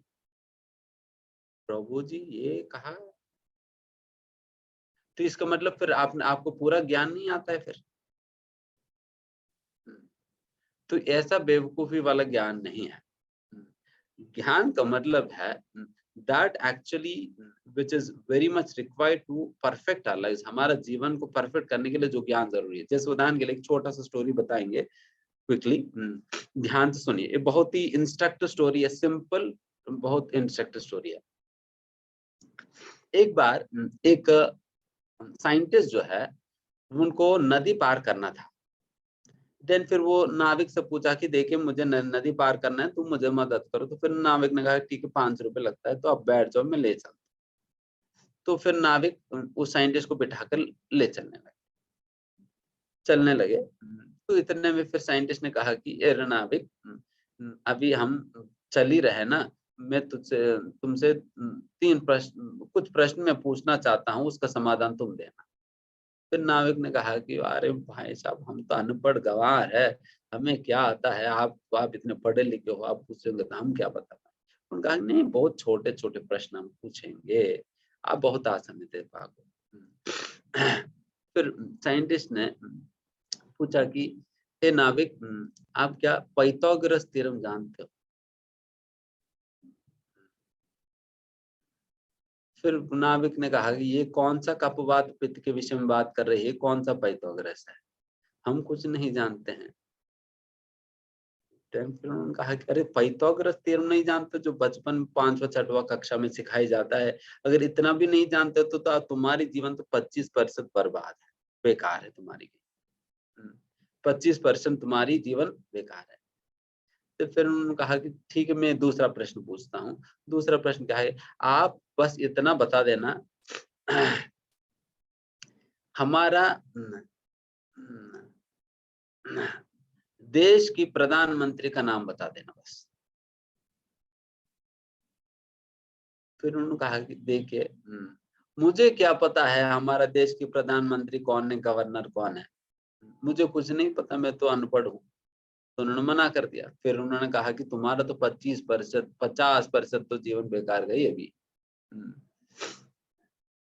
देन फिर उन्होंने पूछा ठीक, कम से कम इतना भी नहीं जानते तो कम से कम इतना तो बता दो कि हमारा देश का क्या नाम है। तो उन्होंने कहा कि देखो, हमें क्या पता है कि हमारे देश का नाम क्या है, हमें पता ही नहीं है हमारे देश के नाम क्या है। उन्होंने वो भी मना कर दिया। फिर उन्होंने कहा कि देखिए तुम्हारा तो 75% जीवन बर्बाद है। फिर बेचारे वो नाविक का मुंह जो है छोटा हो गया। तो उतने में क्या हुआ, वो चौथा प्रश्न पूछने वाले थे, उतने में क्या हुआ कि फिर वहां पर बारिश होने लगी। जब बारिश होने लगी तो उस नाव में भी पानी भरने लगा। फिर नाविक ने कहा कि देखिए भाई साहब, आप अभी तक इतने सारे प्रश्न पूछा है, तो मैं तुमसे तो एक ही प्रश्न पूछता हूँ, उस प्रश्न के समाधान दे देना। फिर नाविक ने पूछा, ठीक है भाई साहब, तुम्हें इतना कुछ आता है, क्या आपको तैरना आता है? फिर उन्होंने कहा कि अरे मैं तो तैरना नहीं सीखूं, मुझे तैरना नहीं आता। तो फिर नाविक ने कहा कि भाई साहब, तुम्हारा तो 100% जीवन बर्बाद है, जाओ डूबो, मैं जा रहा हूँ करके वो गए थे। तो this is the kind of sophisticated life that we are leading. इसी प्रकार की सोफिस्टिकेटेड लाइफ हम जी रहे हैं। इस जीवन के दौरान हम बाकी सब कुछ, दुनिया भर की सारी चीजें, मोबाइल चलाना, कंप्यूटर चलाना, ये करना वो करना, सब कुछ सीख जाते हैं without having any time to learn what the essence of life is। जीवन की क्या सार है, जीवन किस लिए है, मैं कर क्या रहा हूँ, इसके विषय में सोचने का समय ही नहीं है, और अभ्यास करने की और या उस प्रकार की जीवन जीने का समय ही नहीं है लोग। तो इसलिए जो ये ज्ञान आवश्यक है, ये ज्ञान आवश्यक है। इसलिए भगवान जब ज्ञेयम के विषय में कह रहे हैं, बाकी मेटीरियल साइंस के विषय में कहीं रेफर नहीं कर रहे हैं। भगवान यही कह रहे हैं, अपना क्षेत्र और क्षेत्रज्ञ, इन दोनों के विषय में जानना ही ज्ञान है। उस प्रकार से ये ज्ञेयम, ऑब्जेक्ट ऑफ नॉलेज, एंड इस ज्ञेयम को हम कैसे प्राप्त करेंगे, इस ऑब्जेक्ट ऑफ नॉलेज के विषय में अंडरस्टैंडिंग कैसे डेवलप करेंगे, वो ज्ञान की विधि है, प्रोसेस है। ज्ञान की विधि क्या है? It is not about getting an admission into an IIT और एन एमआईटी। कोई बहुत बड़ा इंस्टीट्यूट में एडमिशन लेकर फिर वहां पर बैठकर पढ़ाई करने के विषय में नहीं बात किया जा रहा है। यहाँ पर बहुत अद्भुत तरीके से भगवान कहते हैं, ज्ञान किन्हें प्राप्त। सुनिए, भगवान इसके अंतर्गत 20 बातें कहते हैं, 20 aspects of knowledge, 20 aspects of knowledge. इसमें कहते हैं अमानित्वम, नम्र होना होगा। अगर नम्र नहीं है तो ज्ञान नहीं मिलेगी, नम्र नहीं है तो ज्ञान नहीं मिलेगी। अदम्भित्वम, घमंड, घमंडी नहीं होना होगा, घमंड है तो फिर ज्ञान नहीं मिलेगा। एंड अहिंसा, अहिंसा का पालन करना होगा। गायों को, पशुओं को वगैरह हत्या करे फिर नहीं मिलने वाली ज्ञान। शांति ही मतलब सहनशील होना होगा। आज जब हम बहुत सरल जीवन जीना चाहिए। जब इस प्रकार के सारे वैल्यूज को जब व्यक्ति अपने जीवन के अंतर्गत उतारता है, तब जाकर उनके अंदर एक ज्ञान की प्रकाश आएगी। Unless and until he develops these sort of qualities within, जब तक वो व्यक्ति अपने अंदर इस प्रकार की गुणों को विकसित नहीं करेगा, तो ये जो ज्ञान की प्रकाश ये तो नहीं होने वाली है, ज्ञान की प्रकाश नहीं होगी। इसके अंतर्गत महत्वपूर्ण बात कहते हैं कि जन्म मृत्यु जरा व्याधि दुख दोषानुदर्शन, जो व्यक्ति असली दुखों के रूप में जन्म मृत्यु जरा व्याधि मतलब जन्म लेना, मरना, बूढ़े होना और बीमार पड़ना, ये 4 जीवन के अंतर्गत सबसे महत्वपूर्ण समस्याएं हैं। जो व्यक्ति इन चारों को असली समस्याओं के रूप में जो पहचान पाता है वो ज्ञानी व्यक्ति है, वो भी ज्ञान है। Because unless and until one understands the actual problem statement of life, how can he ever solve the problem? जब तक हम समस्याओं को ही सही प्रकार से नहीं समझेंगे, then समाधान क्या करेंगे? हम कई सारे चीजों को समस्याओं के रूप में पहचान लेते हैं और उन्हीं समस्याओं को सुलझाने में ही हम सारा समय बिता देते हैं, एंड जो असली समस्या को सुलझाने का समय नहीं है। अगर व्यक्ति के पास कोई मैथमेटिक्स की पेपर दे दिया जाए और व्यक्ति मैथमेटिक्स क्वेश्चन पढ़े बिना सीधा क्वेश्चन पेपर मिलते ही वो आंसर लिखना शुरू कर दिया, 10 पन्ना भर दिया, फिर उसके बाद टीचर आकर पूछा, बेटा तुमने प्रश्न पढ़ा क्या? अगर वो कहे कि अरे मुझे प्रश्न पढ़ने का समय नहीं है, मुझे लिखने दो आंसर, मुझे आंसर लिखने दो, मेरे पास समय नहीं है, मैं प्रश्न पढ़ता रहूं या आंसर लिखूं? आंसर मुझे प्रश्न पढ़ने के लिए मिलेगी या उत्तर लिखने के लिए मिलेगी? उत्तर लिखने के लिए मिलेगी ना, तो मुझे उत्तर लिखने दो। And this is that foolish life that a person is leading in today's world. He is not even trying to understand what the problem of life is. जीवन की असली समस्या क्या है समझे बिना जीवन की उत्तर लेकर सॉल्यूशन करने का प्रयास करे, समाधान करने का प्रयास कर रहे हैं। यही मूर्खता यहाँ पर भगवान दिखा रहे हैं। So that is why यहाँ पर भगवान कहते हैं इस प्रकार से प्रॉब्लम स्टेटमेंट को समझना ही बहुत बड़ा ज्ञान है। क्योंकि प्रॉब्लम स्टेटमेंट को समझेगा देन फिर व्यक्ति इन चीजों को सुलझाने के लिए, समाधान करने के लिए मार्ग ढूंढेगा। देन पता चलेगी, जब पता चलेगा जन्म और मृत्यु रियल प्रॉब्लम्स है, देन उन्हें पता चलेगा जो मैं सॉल्यूशन अभी अपना रहा हूँ वो तो जन्म मृत्यु को खत्म नहीं करेगी। Then what should I do? Then फिर वो स्पिरिचुअलिटी की ओर आएगा, simply by understanding what the problem of life is. इसलिए जीवन की असली समस्याएं ये हैं। जीवन की समस्या हमें कितना बड़ा सैलरी मिल रही है, कितना छोटा सैलरी मिल रही है, फ्लैट है या नहीं, किसी ने आपको कुछ कह दिया, ये सारे समस्याएं नहीं। घर के अंदर फैन पंखा नहीं चल रही, ये नहीं हो रहे, वो नहीं हो रहे हैं, तो ये सारे समस्याएं नहीं। These are all side things. इन्हीं चीजों को सुलझाने के लिए सारा समय नहीं बर्बाद करनी है। तो इस प्रकार से कई बातें भगवान इसमें बताते हैं, तो इन चीजों को हमें समझना होगा। अभी ज्ञेयम के विषय में भी समझ लिया और ज्ञान के विषय में भी समझ लिया। अभी प्रकृति और पुरुष के विषय में समझेंगे। प्रकृति क्या है और पुरुष क्या है। पुरुष मतलब पुरुष शब्द का अर्थ है एंजॉयर, भोगने वाला। भोगने वाला उन्हें पुरुष कहा जाता है। हालांकि इस सृष्टि के अंतर्गत एक ही एक पुरुष है, वो भगवान श्री कृष्ण है, बाकी सभी प्रकृति है, स्त्री है। जो पुरुष का शरीर में है वो भी प्रकृति ही है, प्रकृति मतलब स्त्री है। एंड जो स्त्री के शरीर में वो तो स्त्री है ही। केवल हमें टेम्परली ये पुरुष की डब्बा दे दी गई है और स्त्री की डब्बा दे दी किसी को। ये केवल डब्बा है अपनी, जिस डब्बे में हम हैं। और किसी के पास स्त्री की डब्बा है, किसी के पास पुरुष की डब्बा है। और कोई कहता तुम्हारी डब्बा अच्छा, मेरी डब्बा खराब है। डब्बा खराब है अच्छा है, उससे क्या करना है, डब्बा के अंदर क्या है वो महत्वपूर्ण है। बट डब्बा के अंदर कोई नहीं देखता आजकल। आजकल तो पैकिंग की जमाना है। आप गटर से भी, मतलब नाले से भी कुछ कचरा उठाकर एक सुंदर पैकेजिंग बनाकर आप लॉजिक शॉपिंग मॉल में रख दो ना, देन सभी लोग कूद कूद कर जाकर ले लेंगे, खरीद लेंगे। उनको ये नहीं पता है कि उस डब्बे के अंदर है क्या, कितना कचरा पड़ा है उसको पता नहीं है। केवल पैकेज देखेंगे और बिल्कुल चमक रहे, तो चमक रहे मतलब बिल्कुल डायमंड अंदर, जाकर लेंगे। उसी प्रकार के डब्बे को देखते हैं। तो एंड ये जो पुरुष मतलब केवल भगवान है, एकल ईश्वर कृष्ण, एक ही ईश्वर है, एक ही पुरुष है कृष्ण, बाकी सभी प्रकृति है, सेवक स्त्री है।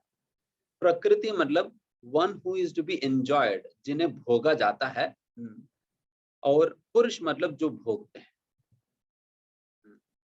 इस सृष्टि के अंतर्गत जीव को पुरुष कहा जाता है। कई बार जीव को क्यों पुरुष कहा जाता है, क्योंकि उनके अंदर वो भोगने का प्रवृत्ति को लेकर उन्हें पुरुष का संबोधित किया जाता है। यहाँ पर पुरुष का मतलब ये नहीं कि फीमेल मेल वाला बात नहीं है। फीमेल को भी पुरुष कहा जाता है, फीमेल को भी पुरुष कहा जाता है, बिकॉज फीमेल के अंदर भी हो, पुरुष के अंदर भी हो, एक मेल के अंदर हो, दोनों के अंदर इंद्रिय तृप्ति करने की, इंद्रिय भोग करने की प्रवृत्ति होने के कारण दोनों को ही पुरुष कहा जाता है। इसलिए इस सृष्टि के अंतर्गत जीव को पुरुष करके भी संबोधित किया जाता है। बट ये झूठा पुरुष है जो असली पुरुष की नकल करने का प्रयास कर रहे हैं, असली पुरुष की नकल करने का प्रयास कर रहे हैं, बट कभी नकल नहीं कर पाए। देखिए मतलब आप जितना भी एंजॉय करने का प्रयास करो, हमारी एंजॉयिंग की कैपेसिटी सीमित। अगर कहो कि प्रभु जी मुझे गुलाब जामुन खूब अच्छा लगता है, देन मैं कहूँ कि प्रभु जी अभी गौर पूर्णिमा आ रहे, उसमें हम गुलाब जामुन बनाएंगे तो आओ। देन फिर आप आया, फिर मैं खिलाया, देन फिर मैं पहले 10 गुलाब जामुन दिया तो आप खा लिया, फिर 10 दिया वो भी खा लिया, और 10 दूंगा तो खा लेंगे क्या? नहीं खा पाएंगे, because we have our enjoying capacity is limited. ये सीमित है, आप अनलिमिटेड एंजॉय कर नहीं सकते, बिकॉज उसके लिए हमें बना ही नहीं की। We are not made for it actually. हमें किस चीज के लिए बनाई गई? हमें भगवान की सेवा करने के लिए बनाई गई है, सेवा करने के लिए बनाई गई है। तो बट हम झूठा पुरुष की तरह हम कार्य करने का प्रयास करते हैं। तो उस प्रकार से ये पुरुष है। भगवान को भी पुरुष कहा ही जाता है, भगवान ओरिजिनल पुरुष है, इसलिए आदि पुरुषम कहा जाता है। आदि पुरुषम तम अहम भजामि, आदि पुरुष मतलब भगवान। एंड जीव को भी पुरुष कहा जाता है, वो स्त्री है या पुरुष है, दोनों को ही पुरुष कहा जाता है। एंड पुरुष शब्द का अर्थ है जो भोगने का प्रवृत्ति रखता है, भोगने का प्रयास करता है, उन्हें पुरुष कहा जाए। तो ये पुरुष के विषय में। ये प्रकृति, प्रकृति क्या है कि जो व्यक्ति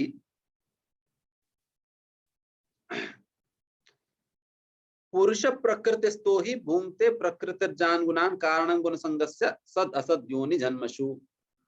जो व्यक्ति भूंगते, जो व्यक्ति भोग करना चाहता है तो प्रकृति में आता है, प्रकृति में आकर प्रकृति का प्रयोग करके वो भोग करने का प्रयास करेगा।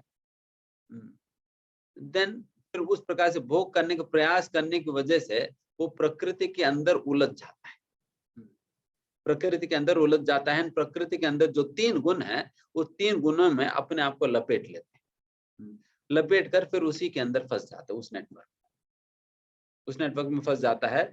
एंड यहाँ पर कहा जाता है कि कारणम गुण संगस्य, जिस रस्सी से अपने आप को आपने लपेट लिया है या जिस गुण के संपर्क में आप गए हो, या सत्व रजो और तमो गुण, जिन तीनों में से जिस गुण के संपर्क में गए हो, उसी गुण के अनुसार आपका स्वभाव उसी प्रकार की बनेगी और आपको अगला जन्म उसी के आधार पर मिलेगी, उसी के आधार सद असद योनि जन्मशु। आपको सद योनि मिलेगी या अच्छा योनि मिलेगी या असद या खराब योनि मिलेगी, वो किसके ऊपर निर्भर है, आप कौन से गुण के साथ आप संपर्क में हो। तो इस प्रकार से इस अध्याय के अंतर्गत ये 6 चीजों के विषय में भगवान वर्णन करते हैं।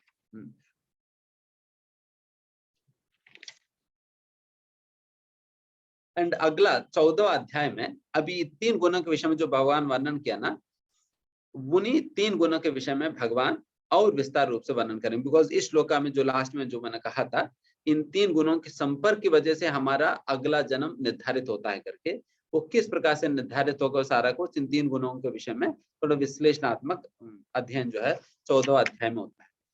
वो भी कुछ बहुत लंबा नहीं है, तो केवल 20 श्लोक है इसमें, तो कुछ ही होता है। क्योंकि मैं 3 गुणों के विषय में वैसे पहले बता ही चुका था, तो आसानी से आप समझ गए। फिर भगवान सबसे पहला ये 3 गुणों के विषय में जो ज्ञान जो भगवान देने जा रहे हैं, इस ज्ञान के महत्व के विषय में भगवान समझाते हैं। मैं कितना महत्वपूर्ण ज्ञान अर्जुन मैं तुझे देने जा रहा हूँ करके भगवान समझाते हैं।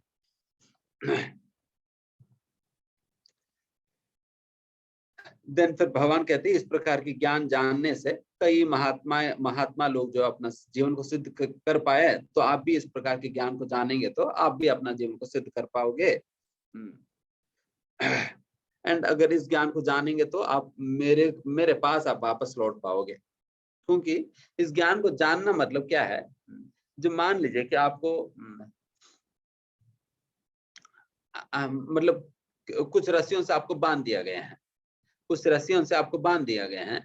अगर उन रस्सियों को खोलने का तरीका की ज्ञान आपको बता दिया जाए, देन फिर क्या हुआ, आप उस ज्ञान लेकर आप खोल सकते हो और फिर आप निकल सकते हो, है ना। तो इस प्रकार से हमें फ्री करने, अपने आप को फ्री करने के लिए, अपने आप को उस रस्सियों की बंधन से मुक्त करने के लिए ये ज्ञान हमें मदद करेगी। इसलिए यहाँ पर कहा जा रहा प्रकार से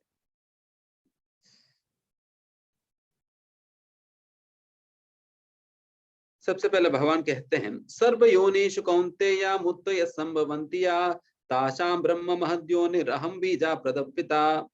सर्व योनिषु कौन, भगवान कहते हैं सारे योनियों को बीज प्रदान करने वाला पिता में। इसका मतलब है भगवान सुप्रीम फादर है, इर्रेस्पेक्टिव ऑफ कौन सा योनि है, चींटी हो, गधा हो, कुत्ता हो, बिल्ली हो, मनुष्य हो, देवी देवता हो, कोई सा भी योनि क्यों ना हो, सभी का बीज देने वाला, सभी का पिता तो एक ही भगवान है। ये बहुत ही महत्वपूर्ण कॉन्सेप्ट है। बिकॉज जो यूनाइटेड नेशंस ऑर्गेनाइजेशन जैसा ऑर्गेनाइजेशंस बनाने का मुख्य मकसद ये होता है कि वहां पर व्हाट इज से यूनिवर्सल ब्रदरहुड के विषय में बातें की जाती है। यूनिवर्सल ब्रदरहुड, हम सभी भाई भाई हैं। देखिए, हम सभी भाई भाई कब होंगे, जब एक पिता होगा। एक पिता होगा तब सभी भाई भाई ऑटोमेटिकली हो जाएंगे ना। तो इसलिए universal brotherhood follows universal fatherhood. जब आप यूनिवर्सल फादर को स्वीकार करेंगे, देन यूनिवर्सल ब्रदरहुड अपने आप ऑटोमेटिकली संभव हो जाएगी। इसलिए यूनिवर्सल फादरहुड बहुत महत्वपूर्ण है। एंड वही यूनिवर्सल फादरहुड यहाँ पर मेंशन कर रहा है, अहम बीज प्रदपिता सर्व योनिष कौन्तेय, सारे योनियों का एकमात्र पिता में ही हूं। ये यूनिवर्सल फादरहुड है। अभी इन तीनों गुणों के विषय में भगवान बताते हैं। देखिए, तीनों गुण ही 3 रस्सियां है। सत्व गुण भी क्यों ना हो, वो भी रस्सी है। एक लोहे का है, एक चांदी का है, एक सोने का है। चाहे लोहे का रस्सी हो, चाहे चांदी का रस्सी हो, चाहे सोने का रस्सी हो, रस्सी क्या करते, बांधती है ना। रस्सी तो बांधती है, जिससे भी अपने आप को बांधो हम बंध जाते हैं। तो ये तीनों को 3 रस्सी हमें बांधने में ही काम करती है। इसलिए जब हमें अगर इस दुनिया से निकलना है तो इन तीनों से ही हमें निकलना पड़ेगा। तो ये तीनों चीज हमें कैसे बांधती है इस दुनिया के अंतर्गत, ये बताई जा रही है। सत्वम रजस, ठीक है, ये सत्वगुण कैसे बांधती है? तत्र सत्वम निर्मलत्वात् प्रकाशम अनामयम सुख संगेन बध्नाति ज्ञान संगेन चानघा। यहाँ पर कहते हैं ये सत्वगुण होने से इसके लक्षण क्या है? व्यक्ति के अंदर ज्ञान होता है, नॉलेज अंडरस्टैंडिंग होता है, वो कंफ्यूजन वाला स्टेट नहीं होता। कई बार लोगों को बहुत कंफ्यूज रहते हैं, मैं क्या करूं प्रभु, मुझे समझ नहीं आ रहा है, मुझे ये करना है, ये वो करना है, समझ नहीं आ रहा है, बहुत कंफ्यूज हूं। तो इस प्रकार के कंफ्यूजन वाला स्टेट नहीं होता, because he is perfectly situated in knowledge, वो ज्ञान में स्थित है, इसलिए वो कंफ्यूजन वाला स्टेट नहीं रहता है जो सात्विक व्यक्ति है। एंड वो हमेशा वो खुश रहता है, हैप्पी। उनको मिजरी की अनुभूति नहीं होता, he will be not miserable. कई बार लोग आते हैं कि हमेशा यही कहते, बहुत प्रभु जी हमारे जीवन में जितना कष्ट है उतना कष्ट तो किसी का भी जीवन में नहीं है। हर एक व्यक्ति आकर यही कहते, वह सभी का जीवन बहुत यूनिक तरीके से भगवान ने बना दिया। एंड जब हम सुनते हैं हमें पता चलता है कितना कॉम्प्लिकेटेड है लाइफ आज के समय पे। लोगों की लाइफस्टाइल इतना कॉम्प्लिकेट हो चुका है कि it is like suffering is kind of evident और इमिनेंट, मतलब वो तो होना ही सफरिंग, क्योंकि उसी प्रकार की लाइफस्टाइल आज की। तो उस प्रकार की डिस्ट्रेस भी नहीं होता है, क्योंकि वो पापों से भी मुक्त, पापों से भी दूर रहता है, और वो उनके अंदर कंफ्यूजन नहीं रहती, क्योंकि ज्ञान में स्थित होता है। बट वो उस व्यक्ति के अंदर फिर प्रॉब्लम क्या है जिसकी वजह से वो बद जाता है इस भौतिक दुनिया में? कहा जाता है सुख संगेन बध्नाति। ये जो सुख की अनुभूति जो उन्हें सत्वगुण में रहने से हो रहे हैं ना, जो हैप्पीनेस सेटिस्फैक्शन की अनुभूति हो रहे हैं, उससे बद जाता है, उससे बद जाता है। उनको लगता है कि अभी सब कुछ शांति शांति चल रहे हैं, पीसफुल है। देन फिर वो भक्ति में बढ़ने का प्रयास नहीं करेगा। He will not attempt to go beyond the satisfactory level. वो वहां से उस स्थिति से अपने आप को निकालना नहीं चाहता है। ठीक है, मैं यहाँ पर संतुष्ट हूँ, क्यों इधर उधर जाने, वो प्रयास नहीं करेगा भौतिक दुनिया से निकलने का। इसलिए वो सुख ही उनको बांध देती है, वो सुख ही उन्हें बांध देती है। इसलिए यहाँ पर सुख संगेन बध्नाति, बध्नाति मतलब बांध देना। एंड रजोगुण वाला, रजोगरागात्मिकं विद्धि तृष्ण संगा समुद्भवं तान् निबध्नाति कौन्तेय कर्म संगेन देहिनाम। ये रजोगुण वाला व्यक्ति बहुत पैशनेट है। रजोगुण मतलब पैशनेट, जो होता है ना, मैं ये कर दूंगा, मैं वो कर दूंगा करके, तो इस प्रकार से बहुत पैशनेट व्यक्ति है। जो उनके पास नहीं है उन्हें पाने का खूब प्रयास करेगा, और जो खो गई है, खो जाने के कारण बहुत दुखी हो जाएगा, बहुत दुखी हो जाएगा, इतना दुखी हो जाएगा कभी कभी आत्महत्या कर ले। जो कई बार जो लोग एग्जाम में फेल हो गए, आत्महत्या कर लिया, ये इसी टाइप के लोग हैं। इसी टाइप के लोग हैं जिन्हें, जो बहुत आसक्त है, जो बहुत आसक्त है, जो खोया है उसके प्रति बहुत ही वापस पाने की बहुत आतुर रहता है, जो है जिन्हें पाना है उसके लिए बहुत आतुर रहता है, बहुत आसक्त रहता है उसे पाने के लिए। एंड उन्हें क्या बांध देती है? उन्हें ये दोनों चीज उनके अंदर होने के कारण जो नहीं है उसे पाने का प्रयास करेगा, और जो खो गया है उसके लिए दुखी होगा। तो उसकी वजह से वो व्यक्ति हमेशा भौतिक कार्यकलापों में ही लगे रहता है। ये भौतिक कार्यकलाप जो है उन्हें इस भौतिक दुनिया के अंदर बांध देती है, क्योंकि भौतिक कार्य करेंगे दिन फिर उसका कर्म फल होगा, कर्म फल होगा तो फिर उसे भोगते रहना। तो इस प्रकार से उस कर्म बंधन में वो फंस जाता है। एंड फिर तमोगुण वाला, तमस्त्वज्ञानजं विद्धि मोहन सर्वदेहिना प्रमादालस्य निद्राभिस् तन्निबध्नाति भारत। तमोगुण वाला स्पेशल कैंडिडेट। तमोगुण वाला मतलब अज्ञानी व्यक्ति है। अज्ञानी व्यक्ति, जिस प्रकार से सत्वगुण में ज्ञान लक्षण है, तमोगुण में अज्ञान लक्षण है। इनको खूब मजा आता है सोने में। सुबह 9 बजे उठेगा, फिर देखेगा कि अरे अभी 9 ही बज रहे हैं, तो और सोना चाहिए, आज तो संडे है, और सो सकते हैं, फिर दोबारा सो जाएगा। फिर दोपहर को उठेगा 1 बजे, फिर पूछेगा पत्नी से कि क्या लंच बन गया? ठीक है, मैं बहुत थक गया, लंच खाकर सो जा, रेस्ट लेता। तो लंच खाएगा, वापस सो जाएगा। तो ये कौन है? यही महान है। यही महान है जो तमोगुण वाला व्यक्ति है। उनका कैरेक्टरिस्टिक ये है, लेजीनेस और स्लीप। देखिए, एक व्यक्ति को 6 घंटा नींद पर्याप्त है, उससे जो भी ज्यादा घंटा बिताते हैं सोने में, वो तामसिक है, तमोगुण है। 6 घंटे से ज्यादा। श्रील प्रभुपाद जी जो इस्कॉन संस्था का आचार्य है, वो कितने घंटे सोते थे? 70 साल की उम्र में जब लोग बिस्तर ही नहीं छोड़ते, कम से कम 15-16 घंटा सोते हैं। अगर नींद नहीं भी आई फिर भी बिस्तर में लेटे रहेंगे। ऐसा परिस्थिति में श्रील प्रभुपाद जी प्रतिदिन केवल 2 घंटा सोते थे। 2 घंटा। बिकॉज उनके पास इतने कार्य थे करने के लिए 70 साल की उम्र में भी। बिकॉज उन्होंने ये आंदोलन शुरुआत ही कब किए थे? 70 साल में। 70 साल में उन्होंने आंदोलन शुरुआत किया, एंड फिर दिन भर प्रचार के कार्यों में व्यस्त रहो। एंड जो भी पुस्तकें लिखे हैं ना, जो भगवद गीता आप पढ़ रहे हैं और जो भागवतम इत्यादि जो आप पढ़ रहे हैं, उन सारे पुस्तकों कब लिखे थे? रात को 12 बजे उठ जाते थे। 12 बजे उठ जाते थे सोकर।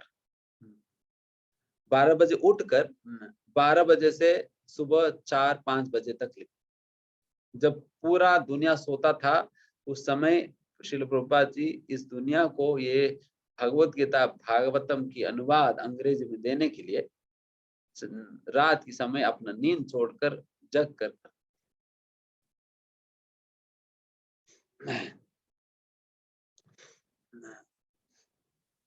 तो उस प्रकार से भक्तों की यह हाल है, उल्टा है। उनके पास सोने का समय नहीं, एंड फिर क्या पैसा कमाने में व्यस्त है, दुनिया की उद्धार करने में व्यस्त है। They are simply busy doing welfare activities for others. सर्वभूत हिते रताः, ये भगवत गीता में कहते हैं, सर्वभूत हित, सारा जीवों का हित करने के कार्यों में रत है। सभी कामुक इच्छाओं में, कामुक कार्यों में रत है। देन भक्त तो अन्यों की भलाई करने वाले कार्यों में रत है। ये व्यत्यास है। एंड अभी ये 3 गुणों से क्या प्रभाव पड़ता है उसके विषय में वर्णन है, ध्यान से सुनिए। जो व्यक्ति उसकी इमीडिएट इफेक्ट क्या है, उनकी मीडियम इफेक्ट क्या है, उनकी अल्टीमेट इफेक्ट क्या है, तीनों विषय वर्णन होगा। इमीडिएट इफेक्ट क्या है कि जो व्यक्ति सत्वगुण को अपनाता है, वो उनकी इंद्रियां शुद्ध होने लगती है और वो कभी दुख के अनुभव नहीं करेगा। एंड ज्ञान, जो मीडियम इफेक्ट है, वो ज्ञान उन्हें प्राप्त होगा। उस प्रकार के जीवन जीने से उनकी ज्ञान की प्राप्ति होगी, एंड फिर अल्टीमेटली उन्हें ऊंचे गति प्राप्त होगा, मतलब स्वर्गीय लोकों में जाएगा। स्वर्ग लोक, महरलोक, तपोलोक, जनलोक इत्यादि लोकों में जा सकता है। वही जो रजोगुण वाला व्यक्ति, वो अपने कार्य करने के दौरान बहुत दुख अनुभव करेगा। अपने कार्य करने के दौरान बहुत दुख अनुभव करेगा, और फिर उनके अंदर मीडियम इफेक्ट के रूप में क्या होगा, जो पहले वाले का जैसा ज्ञान विकसित हुआ, उनमें लालच बढ़ेगा। उनके अंदर लालच बढ़ जाएगी, एंड फिर उनकी गति क्या होगा, वो पृथ्वी, अपने कार्यों के अनुसार उनको पृथ्वी पे ही कोई योनि मिल जाएगी, कर्म योनि मिल जाएगी, कोई ना कोई योनि मिल जाएगी पृथ्वी पे, कहीं नहीं जाएगा, यही रहेगा। इतना आसक्त होकर कार्य किया तो फिर जिस घर से उतना आसक्त है, कम से कम उस घर के अंदर चूहा तो बनेगा। नहीं तो फिर क्या होगी। अगर घर से बहुत आसक्त हो गए तो फिर भगवान कहेंगे तुम्हें इसी घर में रहना है, वो कहेंगे नहीं मुझे इसी घर में रहना है। ठीक है, चूहा बनो, फिर चूहा बनेंगे। घर में। एंड फिर तीसरा अज्ञान, इग्नोरेंस, तमोगुण वाला। तमोगुण वाले के अंदर जैसे मैंने कहा वो मूर्ख है, वो मूर्ख है, उनके अंदर अज्ञान और बढ़ जाएगी या ज्ञान और खत्म हो जाएगी उनमें, एंड उसकी वजह से वो पागलपन की कार्य करेगा, पागलपन के कार्य करेगा, वो मीडियम, फाइनली वो नारकी लोकों में जाएगा। इस प्रकार से इन तीनों की गतिविधि है, सत्व, रजो और तमोगुण की। एंड फिर अर्जुन, अब फिर उसके बाद भगवान इन तीन गुणों के परे जाना बहुत महत्वपूर्ण है करके अर्जुन को समझाते हैं, और इन गुणों के परे जाने का क्या महत्व है भगवान कहता अर्जुन से,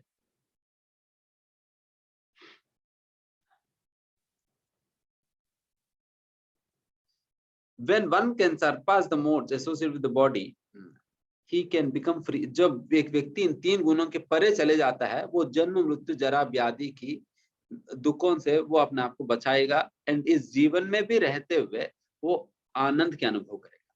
जैसे मैंने कहा ना, सुसुखम कर तुम, भक्ति करने में भी खूब आनंद है, उस प्रकार के आनंद के अनुभव करते हुए, तीन गुणों के परे रहते हुए फाइनली वो सारे कष्टों से निकल जाएगा। जन्म, मृत्यु, जरा, व्याधि, ये जो चार मेन प्रॉब्लम्स, इन चार प्रॉब्लम से निकल जाएगा। तो ये एडवांटेज है तीन गुणों के परे जाने से। देन फिर अर्जुन पूछते हैं ठीक है भगवान, अगर इतना एडवांटेज है तो वैसा जो गुणातीत व्यक्ति, जो गुणों के परे जो जा चुके हैं, उनकी क्या लक्षण है? फिर उसके विषय में भगवान कहते हैं जो गुणातीत जो हो चुका है वो किसी से आसक्त नहीं होगा, अनासक्त नहीं होगा। मतलब he is above attachment and detachment. देखिए, हमें अटैचमेंट और डिटैचमेंट दोनों के परे जाना होगा। इसका मतलब क्या हुआ? One should neither be attached to doing work nor attached to not doing work। कई बार लोग सोचते हैं कि डिटैचमेंट का मतलब है काम नहीं करना। काम नहीं करना डिटैचमेंट नहीं है, बल्कि काम नहीं करने के प्रति आसक्त रहना भी, ये भी एक प्रकार के अटैचमेंट ही है ना, ये भी एक प्रकार के अटैचमेंट है। इसलिए दोनों प्रकार के अटैचमेंट से ऊपर जाने के लिए भगवान कह रहे हैं, क्योंकि एक ही सिक्के का दो पल्ले हैं ये दोनों। इसलिए दोनों के परे जाना हो। दोनों के परे जाने का मतलब है हम कभी भी कोई कार्य हमारी कंफर्ट के हिसाब से नहीं करते हैं, केवल और केवल भगवान जिस प्रकार से चाहते हैं हम उस प्रकार से करते हैं। इसका मतलब क्या हुआ? उदाहरण के लिए, दोनों के परे जाने का मतलब है जब आप खाना खाने जाते हो तब हम ये नहीं देखेंगे कि जो आपको अगर कोई भी चीज अच्छा, जो आपकी पसंद की चीज है देन आप खूब खाओगे, जो आपकी पसंद की नहीं है देन फिर नहीं खाओगे, नहीं खाओगे। देन कोई कह सकते हैं प्रभु जी इनको करेला से बहुत अनासक्त है, करेले से बहुत अनासक्त है, बहुत डिटैच्ड है। ये डिटैचमेंट नहीं है, ये डिटैचमेंट नहीं है। डिटैचमेंट का मतलब है वो केवल ये देखेगा कि मुझे अपने स्वास्थ्य को ठीक रखने के लिए कौन सा आहार उपयुक्त है। उसके लिए करेला भी खाना पड़े तब भी खाएगा, उसके लिए गुलाब जामुन खाना पड़े तब भी खाएगा, जो भी उनके स्वास्थ्य को ठीक रखेगी वो खाएगा। तो ये भी क्या हुआ, वो अपने स्वास्थ्य को ठीक रखने के लिए वो जो आहार उपयुक्त है वो खा रहे। तो ये भी क्या हुआ, दोनों के परे हुआ। उस प्रकार से जो भगवान की सेवा के लिए जो भी उपयुक्त चीज है वो करेगा, चाहे उनको अच्छा लगे या अच्छा ना लगे, is not bothered about it. तो उस प्रकार से इसको गुणातीत कहा जाता है। इसी प्रकार से भगवान कहते हैं वो बिल्कुल उदासीन रहता है किसी भी परिस्थिति में। वो कभी भी सम दुख का सुख और दुख में वो समत्व की भावना रखता है, और पत्थर को और सोने को दोनों को एक ही दृष्टि से देखता है।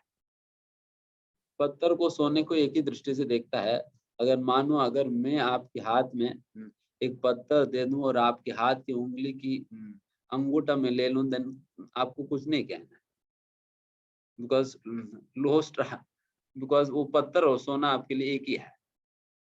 अगर कोई व्यक्ति इस प्रकार से गुणातीत हो गया तो ये सारे बातें कहने के उपरांत फाइनली ये बात कहा जाता है कि इन 3 गुणों के परे जा कैसे सकते हैं, इस प्रकार की स्थिति को कैसे प्राप्त कर सकते हैं, उसके लिए भगवान कहते हैं माम चयो व्यभिचारेण भक्ति योगेन सेवते सगुणान समतीत्यैतान ब्रह्म भूयाय कल्पते।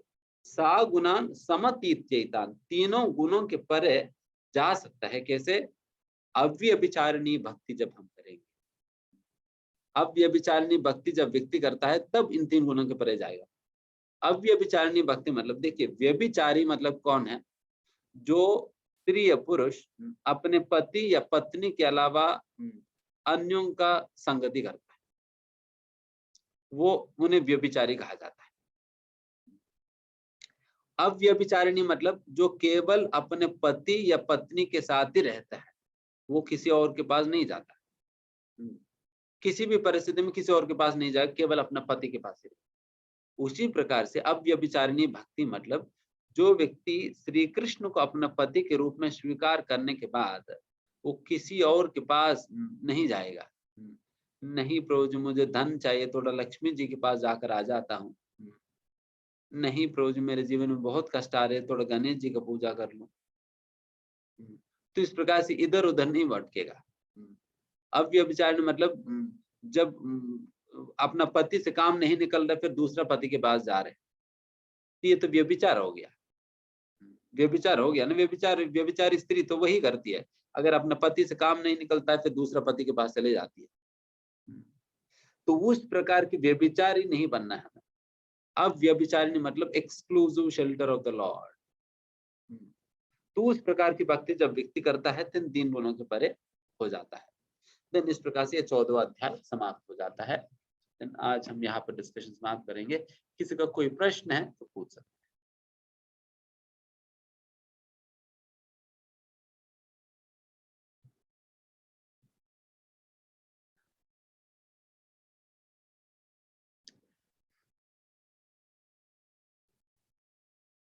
हरे कृष्णा हरे कृष्णा।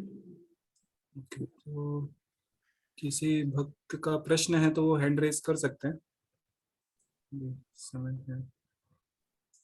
यस विनय प्रभु। विनय, यस। हरे कृष्णा प्रभु जी। हरे कृष्णा। सर मेरा ये क्वेश्चन है कि मनुष्य जैसे सेवा करने के लिए बनाया गया है भगवान की, तो अगर भगवान भक्ति चाहते हैं मनुष्य से तो फिर उन्होंने भौतिक चीजें बनाई क्यों?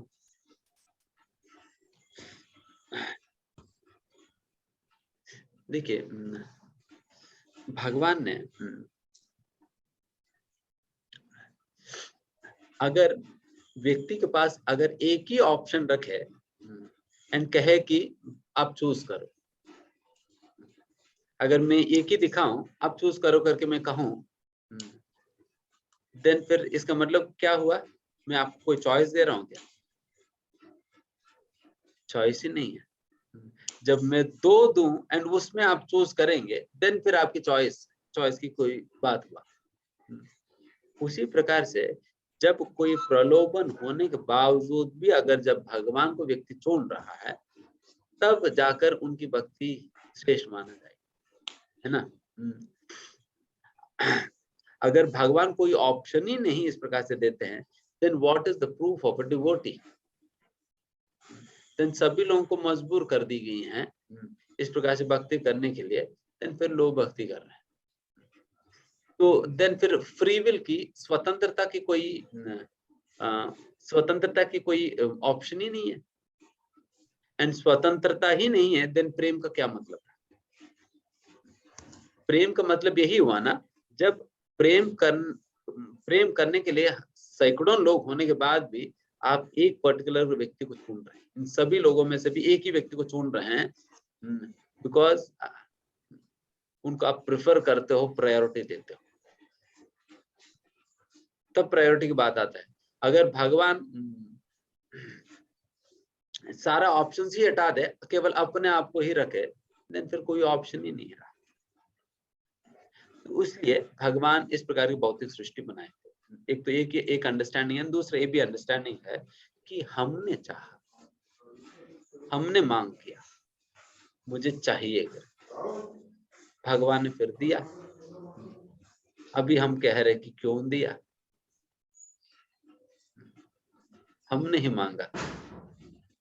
We ourselves have asked for it। जैसे मैंने परसों उदाहरण दिया था ना, एक छोटा बच्ची ने अपने माँ से पूछा कि माँ मुझे खाना बनानी है। देन फिर माँ ने क्या कहा, ठीक है तुम्हें खाना बनानी है तो ये किचन ले ले। देन फिर एक आर्टिफिशियल किचन खरीद कर उन्हें दे दिया, टॉय किचन। देन उसी प्रकार से भगवान से भी जब हमने खूब मांग किया, रोया, देन फिर भगवान ने भी ठीक है तुम अगर कुछ करना है तो दिन फिर यहाँ जाकर करो करके भगवान ने बहुत दुनिया दिया। Because we are madly after it, क्योंकि हम बहुत पागलपन की तरह हम उस मांग रहे थे भगवान से, मुझे चाहिए चाहिए चाहिए करके, जैसे छोटे बच्चे मांगते हैं अपने माता पिता से मुझे चाहिए करके, उसी प्रकार से हमने खूब मांग किया तो फिर भगवान को देना ही पड़ा, देना पड़ा। बट भगवान ने व्यवस्था किया, आप बहुत सेफली इस दुनिया में आकर भी क्यों ना हो वापस जाने की व्यवस्था भगवान ने कर दिया। बट हमने भगवान की बातें नहीं सुनी, आने के बाद भी कम से कम भगवान की बात सुनकर हम यहाँ रहते, देन फिर बहुत आराम से यहाँ रहकर हम वापस चले जा सकते, सेफली जाने के लिए भगवान ने व्यवस्था करा। जैसा यज्ञ के विषय में बताते हुए मैंने कहा था ना, भगवान सृष्टि के साथ साथ यज्ञ भी बनाए थे। उस प्रकार भगवान ने व्यवस्था तो बनाया, बट हमने उस व्यवस्था का फायदा नहीं उठाई, इसलिए हम अपने मन के हिसाब से काम करते करते फंस गए, तभी निकलने में हमें दिक्कत हो रही। लेकिन सर हम भी तो मतलब भगवान का पार्ट हैं, क्योंकि वो परमात्मा है और हम आत्मा हैं, तो हमारे अंदर जो बुरे विचार हैं, बुरे भाव हैं, द्वेष कहाँ से आ गए फिर? हाँ, वेरी नाइस। तो इसके लिए शास्त्र में इस प्रकार से कहा जाता है, हमें तटस्थ शक्ति कहा जाता है। तटस्थ शक्ति मतलब 3 प्रकार की शक्ति है। वैसे भगवद गीता में 2 प्रकार की शक्ति वर्णन किया, परा और अपरा, बट तीसरा शक्ति पर तटस्थ शक्ति। तटस्थ शक्ति के अंदर ही जीव आता है। तटस्थ शक्ति मतलब जैसा तट है, बीच है, जो सी बीच होता है ना, वो सी बीच में आपसे प्रश्न पूछूं, ये सी बीच ये क्या समुद्र की भाग है या भूमि का भाग है? जिस समय समुद्र की लहरें उसके ऊपर आ जाती है तब समुद्र की भाग बन जाता है, जब लहरें पीछे चले जाते तब भूमि का भाग बन गया। उसी प्रकार से ही ये तटस्थ शक्ति जिसकी आश्रय लेती है, अगर भौतिक प्रकृति का आश्रय लेती है, देन भौतिक सृष्टि के हिस्सा बन जाती है और दूषित हो जाती है और उनके अंदर सारे अवगुण प्रकट हो जाते हैं। एंड जब ये जीव अपनी इच्छा से, जब ये जीव आध्यात्मिक शक्ति दैवी प्रकृति में आश्रित है, दैवी प्रकृति का आश्रय लेती है, देन फिर वो भगवान के आश्रय में आने के कारण उनके अंदर सारे अच्छे गुण प्रकट होंगे।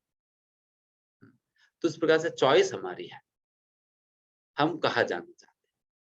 भगवान जबरदस्ती नहीं करते हैं, चॉइस भगवान ने दे दिया। हमारे पास 2 चॉइसेस है, कृष्ण या माया। तो अब माया में जाना चाहते हैं फिर जाइए, कृष्ण में आना चाहते हैं कृष्ण में आइए।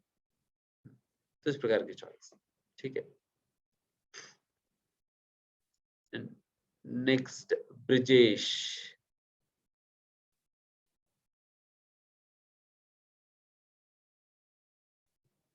ब्रिजेश तिवारी।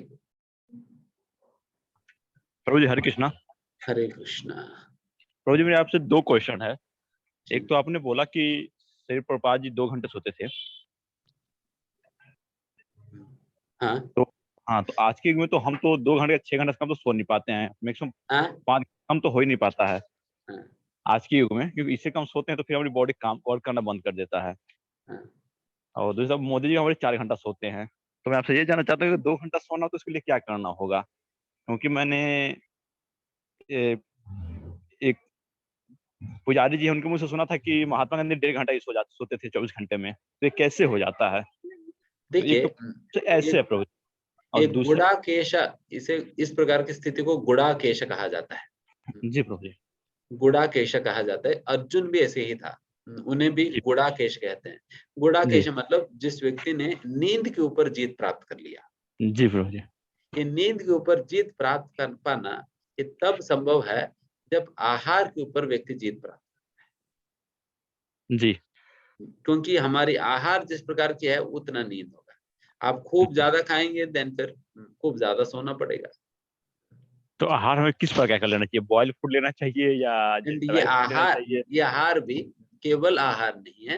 हाँ जी देखिए कुछ योगी लोग भी अपना सिद्धि से वो जीत लेते हैं, बट जी श्रील प्रभुपाद जी वो केवल भक्ति योग के अभ्यास किया, और वो जैसा जैसा अपना आहार को शुद्ध करा और अपने भक्ति को और स्वच्छ बनाया, देन उनके अंदर फिर उनकी इंद्रियों की डिमांड्स कम हो जाती है। तो इंद्रियों इसे की हाँ तो प्रभु जी, मैं ये हम लोग ऐसे क्यों किस प्रकार इस पे कंट्रोल कर सकते हैं? जैसे एक पुजारी जी हैं, वो लॉर्ड कृष्णा के बहुत बड़े भक्त हैं, उनको लेकर अपने साथ घूमते हैं।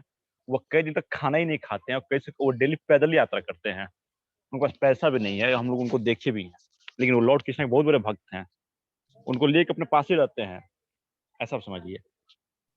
हाँ, उनको हम इसको आप कैसे उनको प्राप्त कर सकते हो? प्रभु जी, हाँ वही एक मिनट प्रभु जी क्षमा चाहूंगा। उनको हम लोग इंसिस्ट भी किए कि आप प्रसाद ले लीजिए, तो उन्होंने सीधे मना किया कि नहीं, हम प्रसाद ही से नहीं ले पाऊंगा, कि फिर खाऊं, फिर मुझे खाने को मन करेगा, क्योंकि मैं खाना नहीं खाता हूँ, मैं कुछ भी नहीं लेता, बस इन्हीं के सहारे जीता हूँ। तो इंसिस्ट करने पे बस एक दाना लिए थे वो।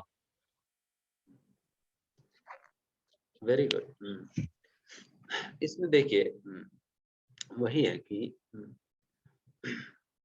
जब हम भक्ति के नियमों का पालन करेंगे, जब भक्ति के नियमों का पालन करेंगे, तो नियमों का पालन करते करते हमारे इंद्रियां शुद्ध हो जाएंगी। जब इंद्रियां शुद्ध होंगी, इंद्रियों का डिमांड्स कम हो जाएगी। जब इंद्रियों का डिमांड कम होगी, देन फिर आपको इतना जरूरत नहीं पड़ेगी इतना सप्लाई करने का। तो उस प्रकार से होता है ये निर्मल, जब इंद्रियां निर्मल हो जाती है, अपने प्रदूषण से निर्मल हो जाती है, देन फिर इंद्रियों की डिमांड ऑटोमेटिकली कम हो जाती है। तो उस प्रकार से ये संभव हो पाता है।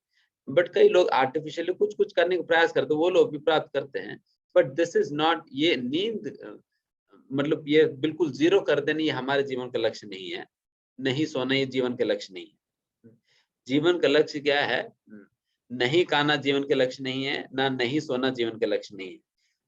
प्रभुपाद जी इतना कम सोने की आवश्यकता पड़ी है, क्योंकि इतना प्रचार करना था, इतना सेवा था, और अगर वो सोएंगे तो फिर ये सारे कार्य नहीं हो पाएगी, पुस्तकों को लिखना नहीं हो पाएगी, प्रचार कार्य रुक जाएगी।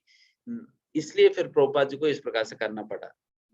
एंड उसी प्रकार से गोस्वामी भी इतना व्यस्त रहा करते थे।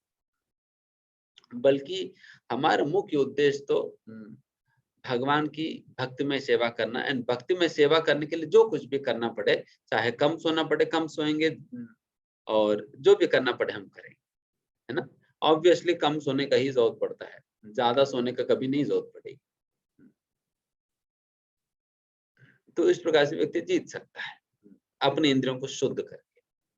तो भक्ति के नियमों को पालन करिए, देन आपकी इंद्रियां शुद्ध होंगी, देन डिमांड्स कम हो जाएगी, देन आप जीत पाएंगे। अपने टंग पे भी कंट्रोल होगा, देन फिर आपकी नींद पे कंट्रोल आ जाएगी। इस प्रकार से होगा।